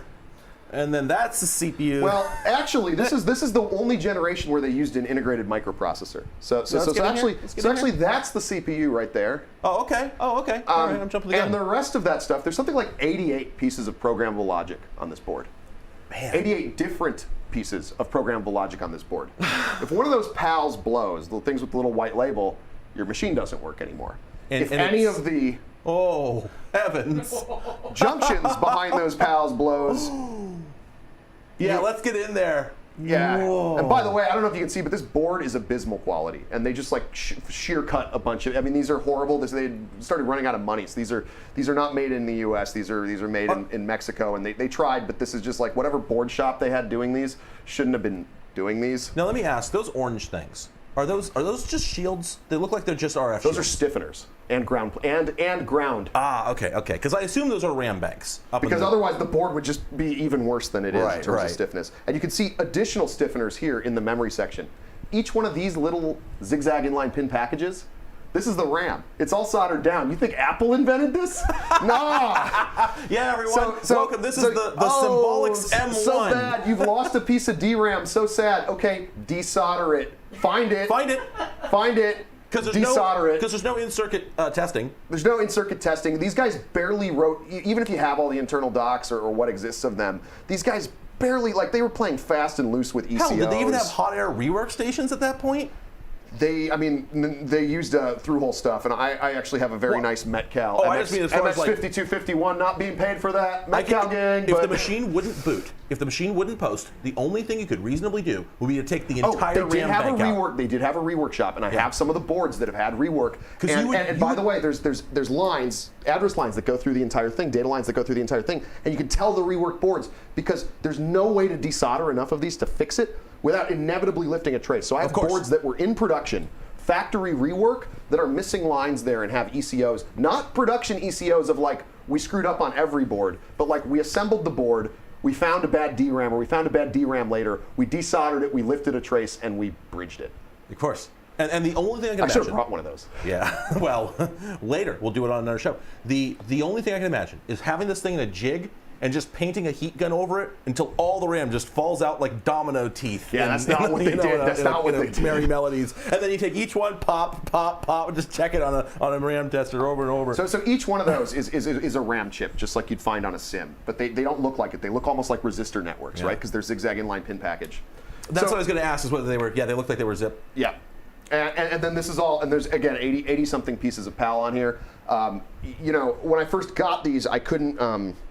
I didn't have anything to go off of, and they weren't flipping out a fault. That's what you get. You get the fault light, and that's all you know. Fault. You don't even get a code. You just get fault. Eventually, I was able to. I had one of these that actually, instead of having the part number on the PALs, was an earlier production run. It had the name, like a mnemonic of like CLKDIST2. And from that, I was able to figure some things out, read out those PALs. You know, you always figure that clock distribution and things that are involved in some of the higher frequency activities, right, are the first thing to go. So that was how I got the first couple of these working. But now I have a little bit more evolved techniques. I have extender cards. When this is in the machine, you can't actually probe anything on it. So I had to get not only VME extender cards, but the actual local bus between the I/O and the peripherals is this IM bus. So I had to make IM bus extenders. And briefly, let's just talk about that for a moment. In the earlier days of computing, when you had to do the sort of low-level, board-level diagnostics that Tron is talking about, you literally, you often could not like swap parts. They were too expensive. So you needed to fix the part you had. And so you would literally have a technician come out to your location and would need to test the thing, diagnose it in your machine. If you weren't doing it yourself, you certainly couldn't hear, but their technician would very likely have come out to your location. Or at least if they took it back to the shop, they were going to have to put it in a full machine. It can't run on its own. So the problem is that these go into, that term mainframe, I don't know what literally actually is. By the way, we haven't gotten into power electronics yet. We're just talking about logic. But that term mainframe used to get tossed around by people about literally everything that wasn't a microcomputer. I don't know what it literally means. I do not know what a real mainframe is, because it's not like none of the PDPs. Something bigger than an organizational system that has a lot of I/O offload for serving terminals, right? Cut through block terminals and stuff like that. What about what you have in your garage? Does that count? That straddles the line between mainframe and supercomputer, kind of like a lot of the high-end IBM 390 stuff did. Legit.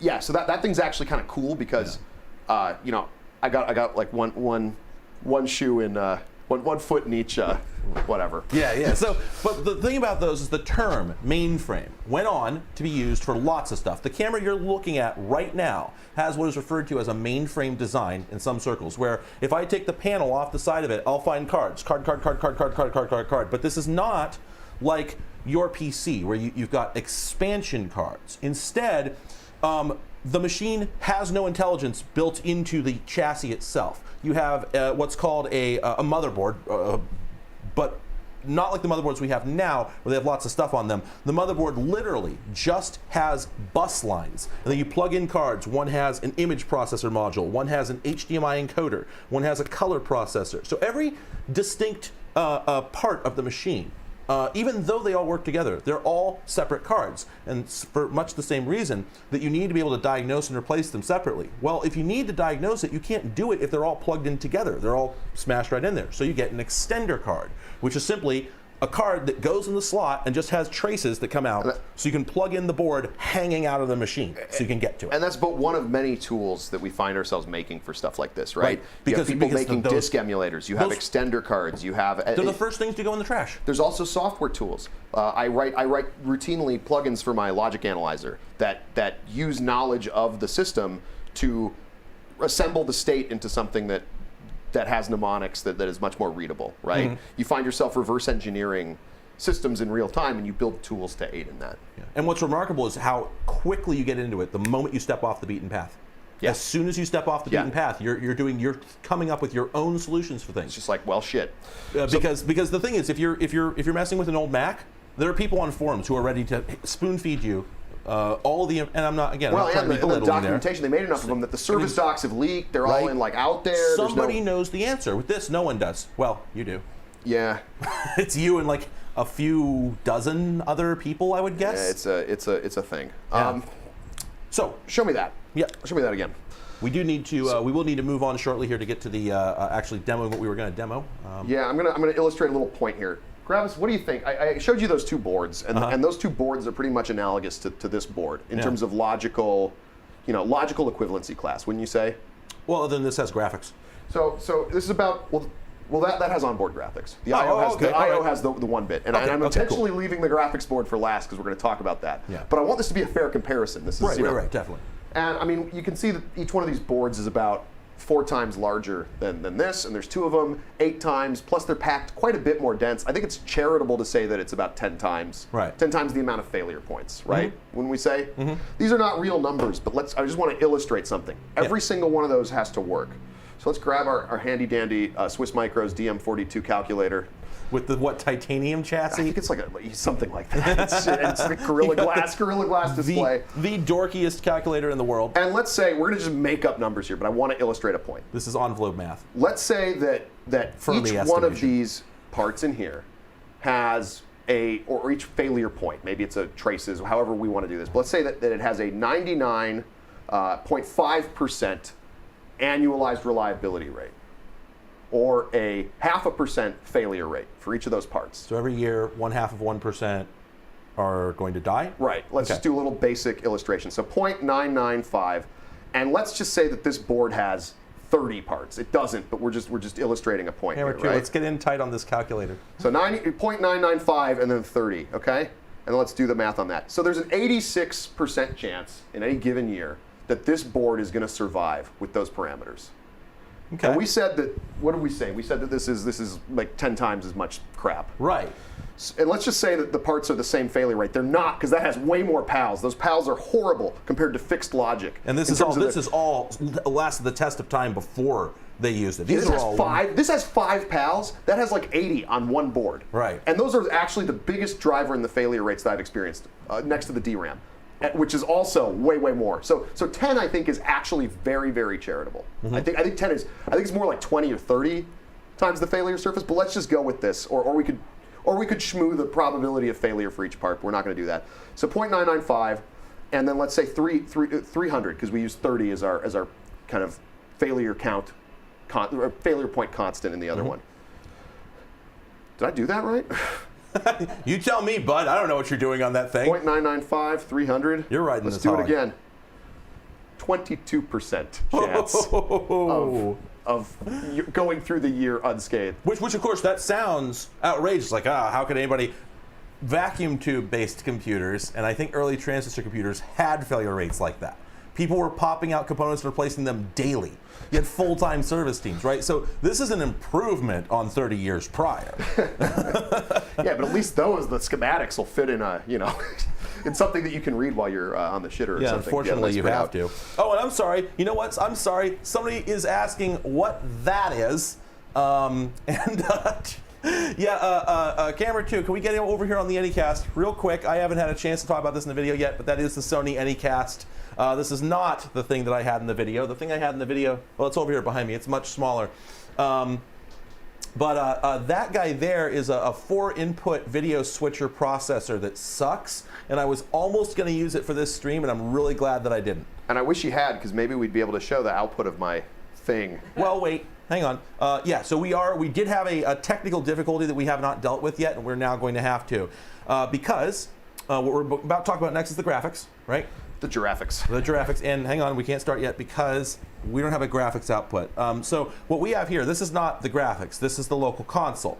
The RGB HV cables on the back of the thing are going into my open source scan converter, and it is not making it to the PC. And this was used for like anything from scientific visualization to broadcast resolution to I believe this was actually the first computer that could do early HDTV. That was the assertion that their marketing team made. Yeah, and as a reminder, HDTV was first invented in I think Japan in the mid 80s, like 85. And we are coming up on my least favorite board in this entire thing. Hang on, we can't get there yet because. I'm sorry, we can't yet because we don't have the video output. It's working, we just need to get it into something that'll display it. It's not this. It's not your fault. So we just need just a moment. We'll be right back as soon as we get a monitor set up for this thing. Don't go anywhere. So someone in the chat asked, sorry, go ahead. No, I was just going to say, wow, we got it working. We're good. Anyway, what were you going to say? Someone in the chat asked, like, can you give us an example of the kind of problems you encounter? Well, other than like literally getting on a plane to like pick up paper documentation covered in mold because it's like the last copy of the docs or the tapes or whatever. Yeah, I'll be there tomorrow. Don't bulldoze that garage. And like flying out with a sheet feed scanner in my check bag to do that. The other kind of problem would be like, you are looking at a board. The red light is on. Go. Where's the problem? That's the information you have. There are no diagnostic codes. There are no errors. Well, shit. Because I'm sorry, you did go to school. I really didn't, but you went to school. Was it for EE? I did computer engineering, so a focus on computer science and EE. Okay, but yeah, so a crossover, right? I have not professionally written a line of code or a piece of hardware in the last 10 years. Okay, but all the same, the point I wanted to make is this. If you watch my stuff and you think that I know things, I don't know a thing, my guy. I am doing everything purely off of, I'm just looking at it. I'm just looking at it and I'm reading. If somebody else has not given me a primary source, I'm lost, okay? I do not have the ability, and if you go back and watch my older videos where I try to fix hardware and analyze it and whatnot, you will quickly come to the conclusion that I do not have the ability to invent new solutions to problems with this stuff, okay? I don't know how to repair my cameras. If the CCD in this started acting weird, I can't even do a recap, okay? The thing is that if someone offered me one of these Lisp machines, I would decline them. Because I literally, and I'm not exaggerating here, I can't even turn it on. I don't even know how, and nobody has documented it anywhere. The information doesn't exist yet because he hasn't written it down. And the only reason that it's possible for Tron to do what he's doing is because he knows how to run a logic analyzer. I would be utterly lost. So I just like to reiterate that, like, this is Mars. This is not Earth. This isn't just Australia. It's not just someplace you haven't been before. This is someplace you can't even conceive of, right? So what I love about his collection is that every single time he turns something on or tells me about something, it's something I've never seen before. And I'm like, wow, I'm glad he's doing that because, yeah, if someone gave this to me, if someone said I'm bulldozing my garage and this stuff either goes in the dumper or it goes with you, I would take it. I would immediately start calling people who can take this, who actually knows how to feed. It's like getting a pet alligator. Who can feed and care for this? You find out very quickly, as a lot of rich people who've tried to have those do, that I've done that. I've literally done that. I used to have a pet monitor lizard that was this big, and I had to give her to a zoo because I did not understand what I had gotten into. I didn't get it. I thought, oh, a big lizard, that's wonderful. No, if she hits you with her tail, it hurts for the next 2 hours, and she did several times. I had to give, how often I had to give my dog to, away, or I had to take it to the pound. It's tragic, but at least you have somewhere to take it. I would have had to go to the cops and be like, I'm in trouble. Take this, put me in prison. I don't know what I would have done with her. And this is much the same thing, that you just get in over your head instantly, unless you literally have a degree in solving these problems. And I am trying to get better about like publishing stuff. It's just honestly it's an amount of time to communicate things in an effective way and to organize them. I will say that there are numerous dead man switches. So if I get hit by a bus tomorrow, the directory of all the PALs I've read and all the tapes and all that stuff. I don't want to get like. A lot of people cop out on it. Yeah, exactly. I don't want to get myself in trouble. But if I get hit by a bus tomorrow, how many people already have? There are numerous fail safes. My goal is truly to preserve this stuff with the greatest probability of success, and part of that is building the facilities, building the tools. You've seen my house. You know how much of my tooling has evolved. We literally just got a message that said, this is pseudo-tech religion. It's so esoteric. And that's the term you've used several times. I think that you're the whisperer.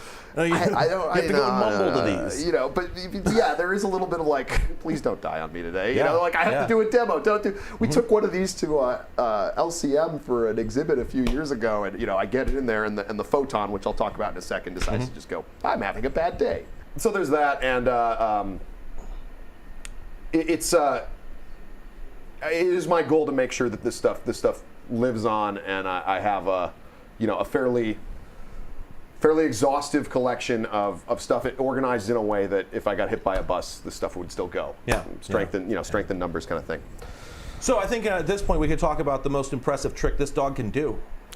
So that's going to be 1080 video. Yeah, and very briefly, I just want to say, because I cut myself off, HD video does not come from the 2000s. It's from 1985, and in fact, some people may debate that because there is HD video, I think 900p, I want to say, something like that, going back to the 50s, I want to say. I think France had a standard, but Japan was broadcasting this is not accurate, but roughly 1920 by 1035 interlaced video in the mid-80s. And they attempted to make several standards that would actually catch on in the US. They didn't, and we ended up making a digital one instead. But so this is one of the things that helped hasten the demise of the company. Around the time this came out, Silicon Graphics was pumping out really high-speed workstations with great RISC processors. Let's get in here. This is a stack-oriented architecture. It's quite slow. So you have a company building these really high-performance workstations, and then you have these guys with something comparatively slow, but they wanted to do a graphics pipeline. So building ASICs is really expensive. Oh yeah. There are a number of them on here, and they're big ones too. Can we get in on those ones up at the top? I can't even see those from my angle. These are off the ship, but these. Wow, but I'm sorry about that. I don't care. That looks like the AMD logo, but even better. I love those Vitech. Yeah, Vitech's cool. But yeah, let's get down. Let's see. What do you down a little lower bit. right? Lower right. Other way. So these are ASICs that were made specifically for this. There we go. These are ASICs that were made specifically for this. Up here is a bus controller ASIC made specifically for this.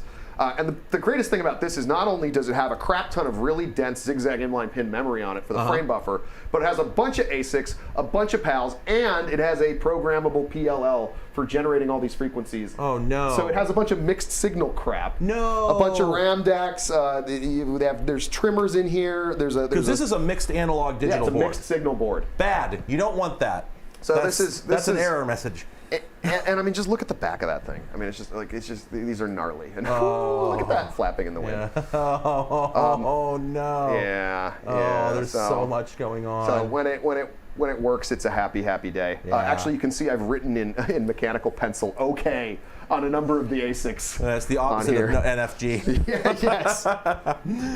But yeah, so that guy NFGs, right there. are those like cryptocurrencies? Oh, let's not. So so that thing can output 1920 by. Do you know what the frame buffer size actually is? Yeah, it's 32 megs. But I think dimensionally, it literally is 1920 by 1035. I think it's actually a pixel count. It's 32 bits. It's RGBA, and it's got. We could do the math. Yeah. But yeah, so it cannot do it in real time. Oh yeah, no. And when they use these for color grading and correction on they used to use these to run like early film scanners and like color grading systems. Like Sony Pictures had these. I was going to ask, what is an example of what you These could? were not successful. Silicon Silicon Graphics destroyed them. And honestly, Silicon Graphics by this time, I don't like Unix. If you ask me what I wanted on my desk, I want to not wait for the computer to do its thing. I want the computer to keep up with me. I don't think very fast. I'm actually not very smart, but I can think a lot faster that I can use one of these. I don't know a thing, my guy. Yeah, so So this has a 3D package on here, as Tron started demonstrating earlier. It's called, was it S Graphics? Yeah, this was called S Graphics by then. It has a paint suite as well. I'm not going to show the paint today because it requires tearing down the frame buffer, loading a different sync program, and putting it back up because the paint program doesn't like to operate in the resolution we're currently operating in.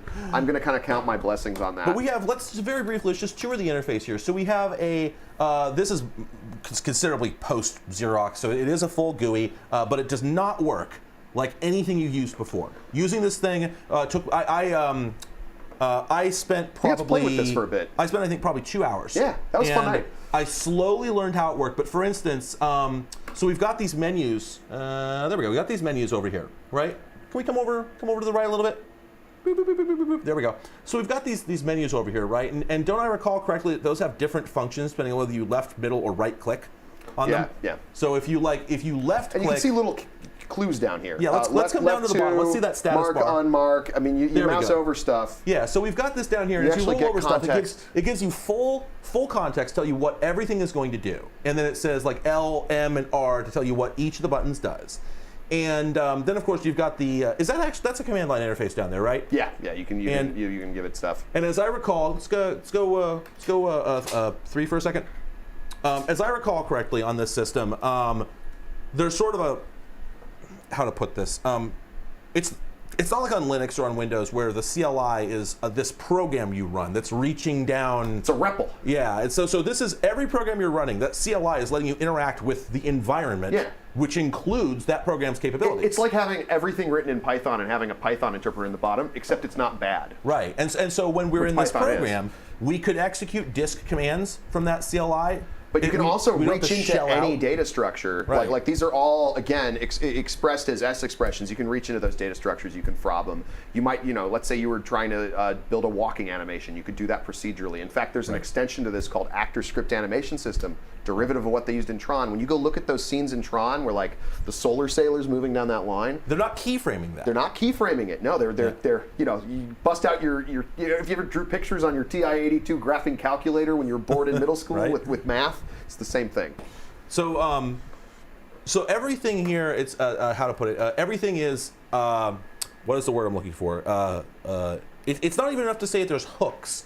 It's that everything is part of one common namespace. Yes, and actually the way they're all the same namespace. The way the system works is you actually can rehydrate and dehydrate state. There's this concept of the files that are on your disk, which are completely separate from the running state of the machine, which is called a world, which you can build incrementally. So it's, this is interesting because I actually came up, I hypothesized several years ago about the idea of a world where mass storage becomes as fast as RAM, and we stop having an idea of saving files. Or conversely, we stop working with files, and instead what's on your hard drive is your system. This has a very loose coupling of those concepts because the worlds themselves are generally a lot larger than the running memory in the machine. So these machines rely extensively on paging. It's actually a complication that you can't boot one. They have wonderful network facilities if you're able to support them. And I've written a bunch of stuff at home that lets me move files in and out of them, but they won't actually net boot. They can get all their environmental state from the network, but they can't actually start off of it. They need a local disk to page to because the worlds are always bigger than the memory. Right. Even the netboot stub. Paging became a fact of life very early in computing, right? Because virtual memory, the concept of virtual memory implies paging. Right, and so I think even the early Unix machines, that was a big thing with them, right? That was an old joke. Emacs, 8 megs and constantly swapping. There you go. Fix or repair daily. Yeah, exactly. Anyway, okay, so Barb hates it when I start Emacs on the Vex. So real quick, we are running a bit long here, but also our lunch break has been a bit delayed as well. So we're pushing a bit, which is good because I could not cut you off. I just couldn't do it. I'm going to wrap it up here. We're going to render us something. So let's take a look. One moment before you start that, if we can just pop to, just go ahead and full screen. This is the output that's coming out of the machine right now, and you're looking at 32-bit video. And when I say that, what I mean is, let's go ahead and come back. What I mean is, often when we talk about a 32-bit video on a PC, right, your desktop is running with a 32-bit color depth. Well, only 3 channels of that, 3 8-bit channels of color are being used to make 99% of what you're seeing. Where's that last 4 bits? That's the alpha channel. Well, 24-bit and 32-bit color are pretty much the same as far as a non-compositing interface. So on Windows XP, for instance, if you were running in 32-bit color mode, I don't know what that was doing, because unless you had a window that was partially transparent, I don't think it was doing anything. That alpha channel, that extra 4 bits wasn't getting used for anything at all. Vista had the desktop compositing engine. When we got to Vista, they introduced a composited window manager, and finally that last 4 bytes, that last byte was being used for something. Well, this machine, when I say that it has 32-bit color, what I mean is there is a hole on the back of the machine. We've got red, green, blue, horizontal and vertical sync, and alpha. Because if you have a grayscale output from the machine that reflects how translucent each pixel should be, then you can use a separate piece of equipment, such as a video switcher, to composite that signal on top of something else. And if you have a way to save that data, some sort of digital storage medium that's capable of retaining that alpha information, I don't know if this ever existed, but there were digital frame buffers. If you can save, this saves alpha just as if it's part of the screen. Right, well, I'm talking about if you were using the output from it, right? So if you were to take this box here and render a complex, like a piece of graphics you wanted to have on screen during a TV program as an animation, and then rendered it out to a digital frame buffer, you could then play that back with a full alpha channel in real time on a television program. It would just take many, many, many hours to render it. So while this machine cannot do real-time 3D graphics or even 2D graphics, what it can do, conceivably, although as Tron is saying they failed, but they did try, and this is what SGI was doing concurrently, so it is a valid concept. You can very slowly, frame by frame, render out a complex animation at 60 hertz, 60 FPS, full motion, for use on television. This is capable of that kind of accomplishment. So what we need to do here is I blew up my scene real quick. So we're working on thank you, Rerez. I did see your message. I appreciate it. We weren't quite ready ahead of time, I'm afraid. We did not have it wasn't last second or anything. Take 3. This wasn't last second or anything, but for anybody who was here when we were setting up, it took a little bit longer than expected because it's very complicated, and we had to. Tron had some things going on and whatnot, so unfortunately we did not have time to save a scene ahead of time. So he's just whipping one up, and we're going to have a rendered output for you very shortly here. It's not terribly impressive. What you saw there, that sphere, that's what it does. I mean, you can do some pretty detailed scenes, but look at the editing interface. I mean, look at this. Yeah, so let's go through this real quick. There's literally like ways to turn on and off the visibility of objects, even as wireframe boxes, so that you can proxy and look at that highlighting. Right, so yeah, when you roll over something, it actually fills in the polys in order to show you that it's selected, which is a nice trick, better than marching ants. And then it's a full interactive interface, so you can just grab something and transform it in place. Yeah, like, can we see a Flargan style? Yeah. Can we punch up the 4D 3D 3D? 4D 3D 3D 3. Is there any way to see a nude Tane? Computer. I'm not so sure about. Oh, I'm sorry. That's from the alternate take. There's an alternate take of Celery Man where he says, "I'm not so sure about Tane," and then one of the guys. Probably gonna regret there that we in the go. render, but yeah, let's take a look at that. There we go. I have no idea what I'm doing. I'm not a great artist. Yeah, we haven't put the time into this. But let's go ahead and let's go ahead and render that. Do we want to conform our aspect ratio to the destination viewport, or do we want to blacken the mismatched region? No, we'll conform it. Let's conform it. Okay. All right. So we should be rendering now. Let's go ahead and pop to full screen. Are we getting that? It does take a bit. Chug, chug, chug, it's chug, chugging. chug. It's chugging. It's chugging. All those little pals are clocking data in and out of the CPU and stuffing it in a cache somewhere. It's going. Oh, here it comes. By the way, that graphics pipeline does have its own VLIW instruction set, and it is programmable. The number of things that people ever programmed it to do quickly, oh yeah, I think I can count them on no hands. So as we can see, this is taking a hot second. So, because remember that this is in the late 80s, and this is rendering at HD resolution. But it's important to also note that I've got one of these at home that's like a much bigger, larger machine from 1982. And it can do fundamentally the same thing. It can run the same. Can run the same software, different build of it. Oh man, it is really crunching. And it has a programmable graphics pipeline, just like this one. Can't go up quite as high, but it can do like 1280 by 1024 in full 32-bit color. Yeah. Wow. Or broadcast resolutions. Yeah, and that means that what we're outputting here is suitable for modern broadcast. You could output images on this. It could be used on a TV show now. Yeah, ESPN could render the touchdown animation on this.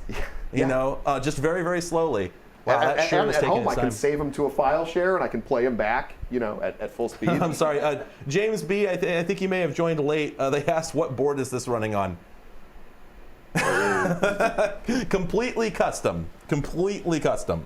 You watch the preceding hour and a half. Yeah, well, we can hold it up again for a moment, right? Can we go back? Can we hide that? We can go Well, I back mean, it's running on like. Let's take a moment. I mean, that's the There we output. go. That's the output. Yeah, there we board, go. That's but- the output board, right? So this is a stack of boards that are twice the size of your You're motherboard. missing some context. You Yeah. probably kind of. Yeah, well, what we'll probably do is I'll very likely take this video and I'm gonna slice it up into probably six separate guest appearances, and maybe put them up separately on my second channel That's so great. people can just consume the part they want without having to load an 8-hour video. But anyway, yeah. So are we? Oh, we're. Again? Yeah, go ahead and bring it back up. Let's see where we are. Can you chroma key it behind us? If you just drag that down below main camera chroma, stick it down there. Oh, there we go. Well, it finished rendering. That didn't work. Oh no, it didn't But, work. Hold on. Hold on. Let's do that. Let's do. All right, well we do have that one. There we go. We made it. All We right. made an art. There it is. Thank you for watching the Computer Chronicles. Come back next week. Absolutely. Well, I'm Stuart Sheffert, and this has Sheffet. been Sheffet. Is it? I'm sorry. This has been the Computer Chronicles, and I think we're going to have to call it at this point and move on to our next guest. But Tron, thank you so much. Hey, thanks for having me. Absolutely fantastic, incredibly cool.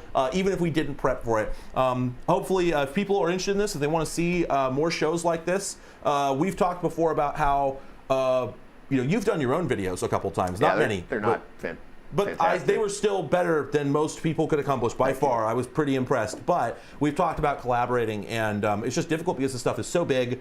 It needs a lot of space, needs a lot of prep, etc. And just the schlep to get this set up was quite a lot of work. So if people want to see more shows like this, however, then we might actually be able to do more stuff like this. And I would love to get another one of your machines in and do a full color. We could actually render an animation on it and just snap it with the capture I card, think we put should together. do that. I'd love to we build don't a even stinger. have to. We can render it out to network and we can play it back. Just Wonderful. I would natively. love to build a stinger on this thing. I think that'd be fantastic. It's like a transition that sweeps across the screen, and I think we could totally do that. So anyway.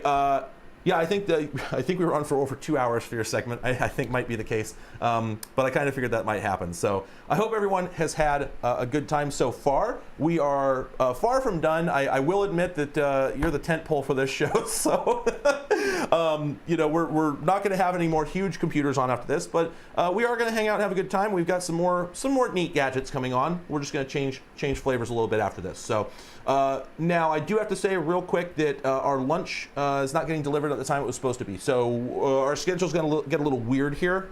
So after Tron takes off, I'm probably going to come back shortly and then have to go away again to have lunch and come back. So bear with me. We're going to be running until about 6 or 7 Pacific time anyway. So you won't miss the whole show if you have to walk away for a little bit.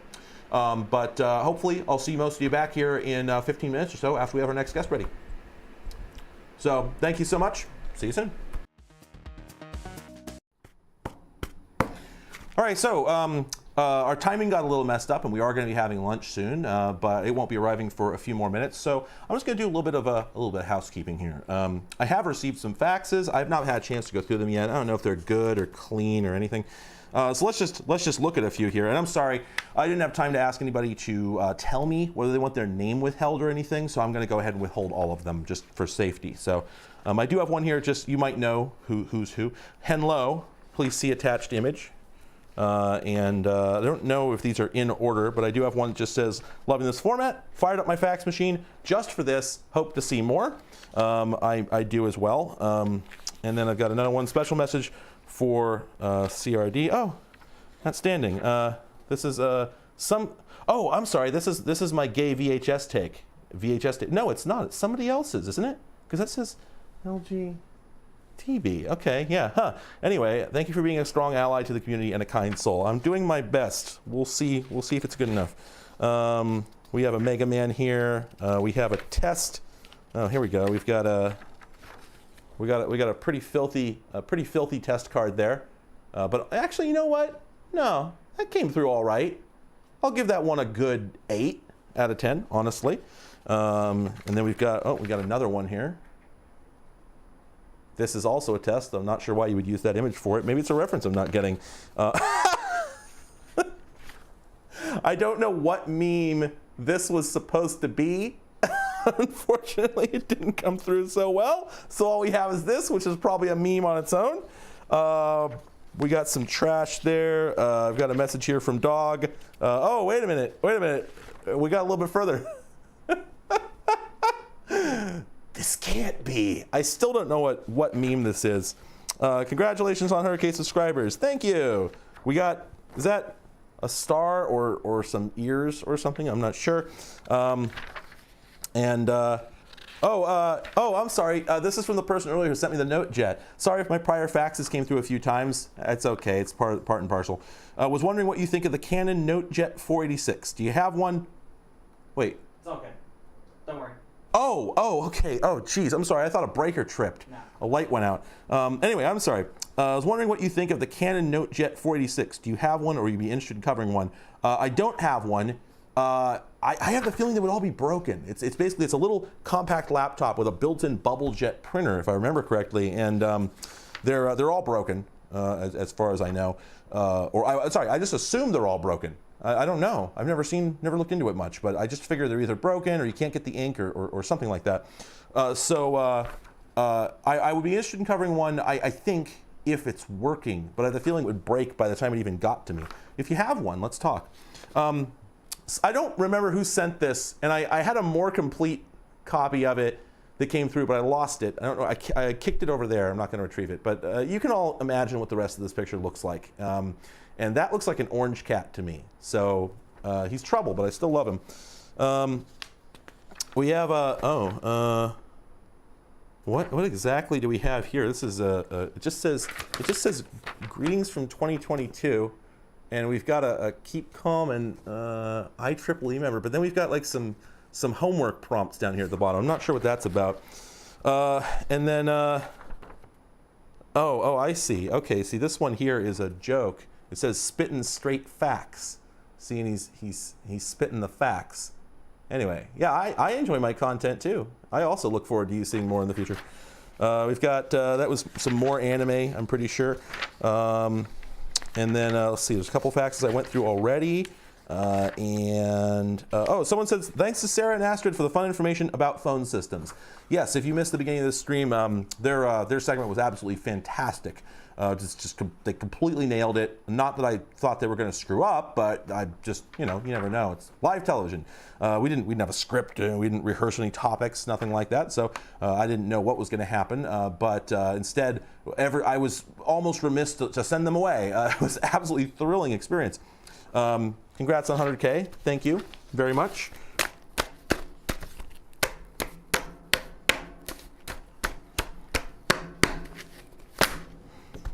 What do we have? Oh, geez. Oh, this is trouble. What do we have here? Is this properly? I'm gonna balderize that. But we do have this guy. This is CodaCat. He's on my Discord. He's trouble.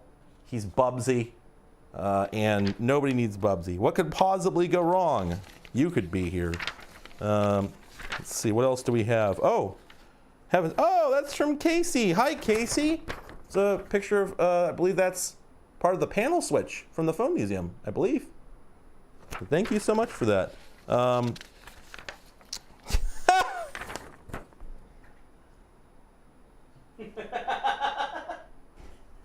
Yeah, well, you're failing to reach me.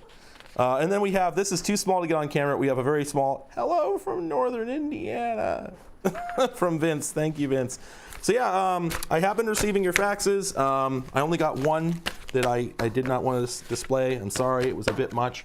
And I really appreciate it. I'm sorry that we've had like a 90% fax failure rate today. Now, really briefly, before we go to break here, I wanted to show you just a couple things I got recently that I thought were cool. They're maybe nothing all that special. Actually, I'm gonna move these back on here.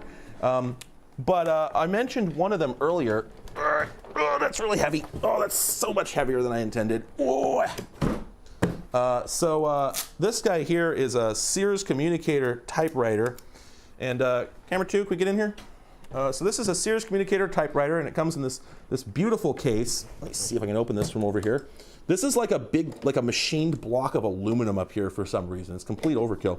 But it comes in this sort of nice case. Now, this guy here, and it's going to be maybe a little hard to show it off. I'm not sure. Let's see. There we go. So this is an electric type bar typewriter. And if you're wondering what the hell this is doing on here, you can probably infer from several sources for this information, I'm sure, that I'm not just into computers or any electronics specifically. It's just that I have focused and specialized, because otherwise, well, I would have a lot of these, for instance, and a lot of fax machines and printers and many other things that I just don't have the room for. At some point, I have to constrain things a little bit, but still, look at this. Like, man, this is cool, right? It's a beautiful piece of gear, and it sort of works. It actually has a tag on it that says letter O doesn't work, which isn't true. The letter O works as well as all the others, which is to say, sorta, a little bit, kinda. Can I readily plug this in? It's gonna be really loud, but I can do it, so I'm gonna do it.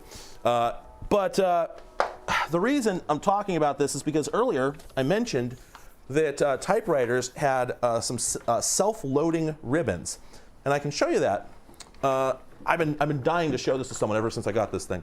So in a classical typewriter, like a 40s typewriter, you get your ink ribbon as a pair of plastic spools, and you'd have to put one here and one there and then thread it underneath the type head, right? And it was a big pain. Well, with this one, that is the cartridge. Let's get in here. Let's take a look at this. There we go. So that is a Corona-matic type ribbon, and as you can see, it's got this proboscis hanging off of it. And it actually brings the ribbon all the way up to where it needs to be at the head and then back into the cassette.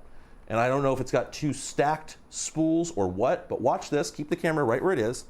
We put this in the side, and we push it in, and it lands right where it needs to be. Oh, yeah, bad angle. There we go, like a rifle magazine. Let's just for kicks. You see, it's a little heavy. Just for kicks, let's plug this in for a moment. Does it have a polarity? No, because I just want you to hear. Oops, not in all the way. There we go. Okay, now you probably can't hear that. It is humming softly. But now, so a lot of people are probably familiar with the type of electric typewriter that uses a daisy wheel, for instance, or the sort that use essentially a dot matrix printer. They just have a keyboard, built into them, or the what is it called? The IBM Selectric, for instance, right? These are all valid. These are all valid types of typewriter. But the thing is, the earlier sort, and I think the cheaper sort, I could be wrong, I've not researched this very much, but a lot of electric typewriters actually use a conventional type bar design. So the sort that back in the day, in the 40s, you would press a key and it would have a lever inside that would lift one of these bars up. Well, this does the same thing, it just does it using a motor and a clutch. So if we zoom in here, it works exactly the same as a conventional typewriter. It's just using a motorized system to drive it. So this sort of thing, and I've been getting a weird sort of buzz off the bottom, and I'm wondering if I'm getting shocked a little bit off of it. Maybe a little bit, I'm not sure. Either that, there's a fan in there. Maybe the fan is running. But anyway, so this is basically a conventional typewriter that they just sort of harnessed a motor to make it go a little bit faster. And the typing performance on it is really, really atrocious. I don't have it in a position where I can actually properly test it for you right now, but I cannot type on this thing. My error rate on it is just absurd. Let's get that back where it belongs. Now, I have one more typewriter here. Well, it's not technically a typewriter. There we go. at the same time I got that, I also got this. And this guy is a bit harder and a bit easier to demo, plus and minus. Yeah, I mentioned this electric. So this guy here is a Panasonic. It is Japanese. I'm not sure, what its provenance is. I don't know how and when it made its way here. I don't know when it's from. I really have not investigated it very much because the only reason I got it is because it's not actually a typewriter. Let me find the power inlet on this thing. Oh my gosh. It takes a Mickey Mouse cord. Okay, hold on. Okay, well we'll have a power supply for this in a moment. This is actually a word processor, which means that rather than just typing on it and it just prints immediately, this is basically a little specialized computer. So you can compose an entire, you can compose an entire document on this, a letter or a memo or whatever, and then save it. It has a floppy drive here on the side. There it is. There we go. Takes normal 3.5-inch Sony floppies, just like any PC, although I don't know what format it uses. But, nope, we need the 2. 2, so not a Mickey. I said Mickey Mouse. I'm sorry, I meant figure 8. That's a Seinfeld line if I've heard one. Anyway, I'm sorry, I'm hearing that I have very red-looking skin tone. Here's the thing that you have to understand, though. I just did a whole bunch of lifting, and I very probably just drove a bunch of blood into my face. So, but we did turn off a stage light, so maybe we should turn that back on. No, that was making you redder. Really? It's Okay. light coming in. Okay. Well, we'll address that during the break, hopefully. But let's see if we can plug this in. Let's get that over there. And plug that in. Okay, and check this out. So this thing actually has a whole screen, and I think the power switch is right over here. There we go. All right, and this has it's like a laptop, but it doesn't run any sort of ordinary operating system. And we'll just hit execute there. Right, and so this is, the camera's having a little bit of trouble. There we go. So this is from probably the mid to late 80s. I'm sorry, almost certainly late 80s. And as you can see, it's got a little, like a bitmap interface, all these different applications you can run. So they've got, I believe, one that's for writing Japanese characters, one that's for writing, Latin characters. And then the rest of this, I've not been able to quite figure out because it is all in Japanese and I don't know how to read Japanese. But for instance, if we step over here and hit execute, right, now the impressive thing about this is that it actually, I'm just gonna, whoops. Oh, I put it in a mode. Anyway, the impressive thing about it is it can actually keep up with typing pretty well. A lot of older word processors, and I have a few of them, which I've not had a chance to do videos about yet. I don't know what this thing's upset about. Let me reboot it. Actually can't keep up with fast typing. So if you're used to typing on a modern PC, or even like a not so modern one, if you're used to typing on like even a 1981 IBM PC, you can type pretty much as fast as you want to, and it'll keep up. A lot of these word processors, though, you were expected to be coming from a typewriter. You're expected to be coming from a typewriting background, if not literally like a mechanical or electric typewriter. There we go. But this thing was presumably quite expensive or quite late because it just does it. It keeps up just fine. And the resolution of the screen is actually pretty good. All right, we can zoom out now. Now, I haven't had a chance to go into this thing in depth, unfortunately, but one of the most interesting things about it, to me, it does, by the way, have a printer right there. There's the printer, and you can actually, I think like I said, I haven't had a chance to give it this thing too deep yet. There we go. There we go. Got your little like carbon ink ribbon there, whatever it is. But in addition to the floppy drive, it also has a couple of very peculiar things on the side. Let's get in here real close. Right up on there. Okay, now that looks at first like a serial port, but I want you to take a closer look at it. Let me come that way. There we go. A few people will recognize what that is. For some reason, that is an Atari-style 9-pin connector, and I don't know why that would be on here. Those were not used, as far as I know, for anything other than game controllers. but I'm certain I have not translated the text on there yet. I don't know what this would be. I don't know. I don't think it would have a joystick input. Maybe it does. I don't know. But you may be thinking, no, that's just D-sub. No, you see the sharp triangular corners there? That is not D-sub. You cannot plug a serial cable into that. It will not work. Now, even perhaps more interestingly, I have no idea what this port here is. Could be serial, could be some sort of keyboard input. But this one here, this is interesting. This looks like PCMCIA. It's not. This is actually, let me see if I can figure out how to, well, okay, anyway, let's just get in here.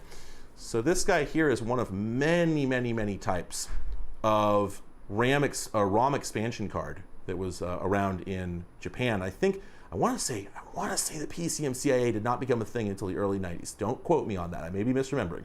This one looks very much like it. It may be hard to tell in the camera picture, but those are not actually PCMCIA style pin sockets, and this isn't quite the right dimensions, and it's a bit too early for it. So there were tons of formats like this. Some were used for like stored value cards for phone systems or for subways, stuff like that. And it's really like, it's got quite a feeling to it. It feels like a solid hunk of plastic, and it probably is. Oh, I'm sorry. Actually, you know what? That says, oh no, I think I'm reading that wrong. Never mind. This is an 8 megabit card, so that's about a megabyte, which is a chunk of memory. So, and I'm sorry, did anybody have, okay, somebody translated one of the, there we go, yeah, so PCMCIA is from 1990. And yes, Roland used these for synths. All the Japanese manufacturers used these in various forms. A lot of incompatible memory cards before the PCMCIA standard, and then of course floppies and CF and whatnot came into use. So I thought that was cool. And let me see, did I have anything else immediately on here that I was going to show you? I think there's like a font cartridge that plugs in there that I can't even identify.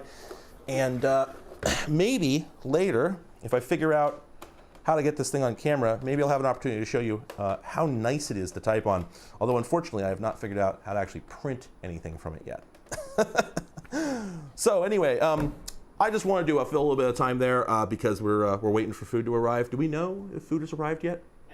Any minute. Okay, so we're going to go ahead and go to lunch, and most likely it's going to be around 30 to 45 minutes. It's going to be a bit, so it'd be cool if you could set a timer on your phone or whatever and come back when we're done.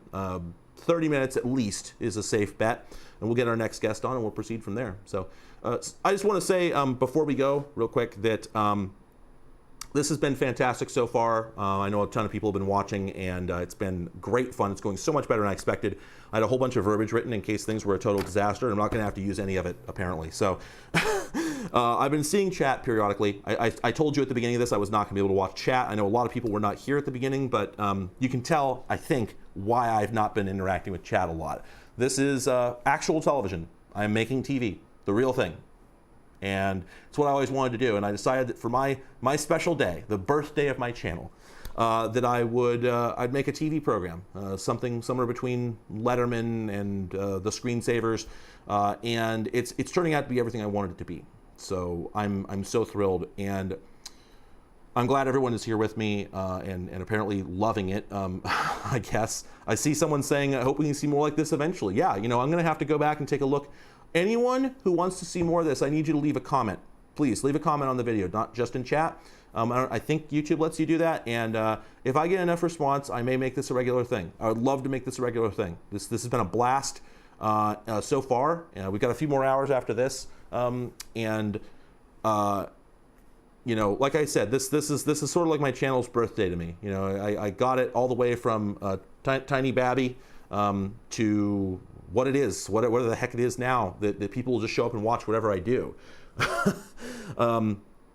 So I don't think it's too egotistical to say I'm very proud of what I've accomplished, and I'm grateful to all the people who have helped me get here, the patrons in particular. I would not be here. I couldn't do this at home. It'd be impossible, literally. I couldn't do this. I don't have I don't have the space. And the people on Patreon made it possible for me to afford this place, and I'm just unspeakably grateful to them. I'd never imagined in 1,000 years anything like this would be possible. This is incredible. This is the most interesting thing that's ever happened to me. I have no idea why it's happening. I must have done something right. Let's not discuss that. Anyway, anyway, if you're proud of me too, or if you just want to join in the fun, consider subscribing to my Patreon if you haven't already. Because the more income I get on there, the more stuff the more wild I'm going to get. I'll do more things. I'll do things. I'll do all sorts of things if you give me money. So we'll get wilder. We'll get more guests in here. We'll do more interesting things. We may even get more space. Who knows? But you know, honestly, if you just want me to have a nice present, if you enjoy what I'm doing, and you just want to throw me some money so I can buy myself something nice, that'd be cool too. There's a coffee link on the screen right now you can use. And I think there's also one on all over my channel. They're all over. I'd love to buy a gaming laptop. Seriously, I've never had a good laptop. If you just want to help me get one of those, that'd be cool too. Anyway, though, hopefully we'll see a lot of you back here in about half an hour, 45 minutes when we're back with our next guest. And we're actually going to do a little bit of a studio tour as well. So if you want to see how we're doing this, make sure you're there. So hopefully I'll see you all shortly. Thanks, folks.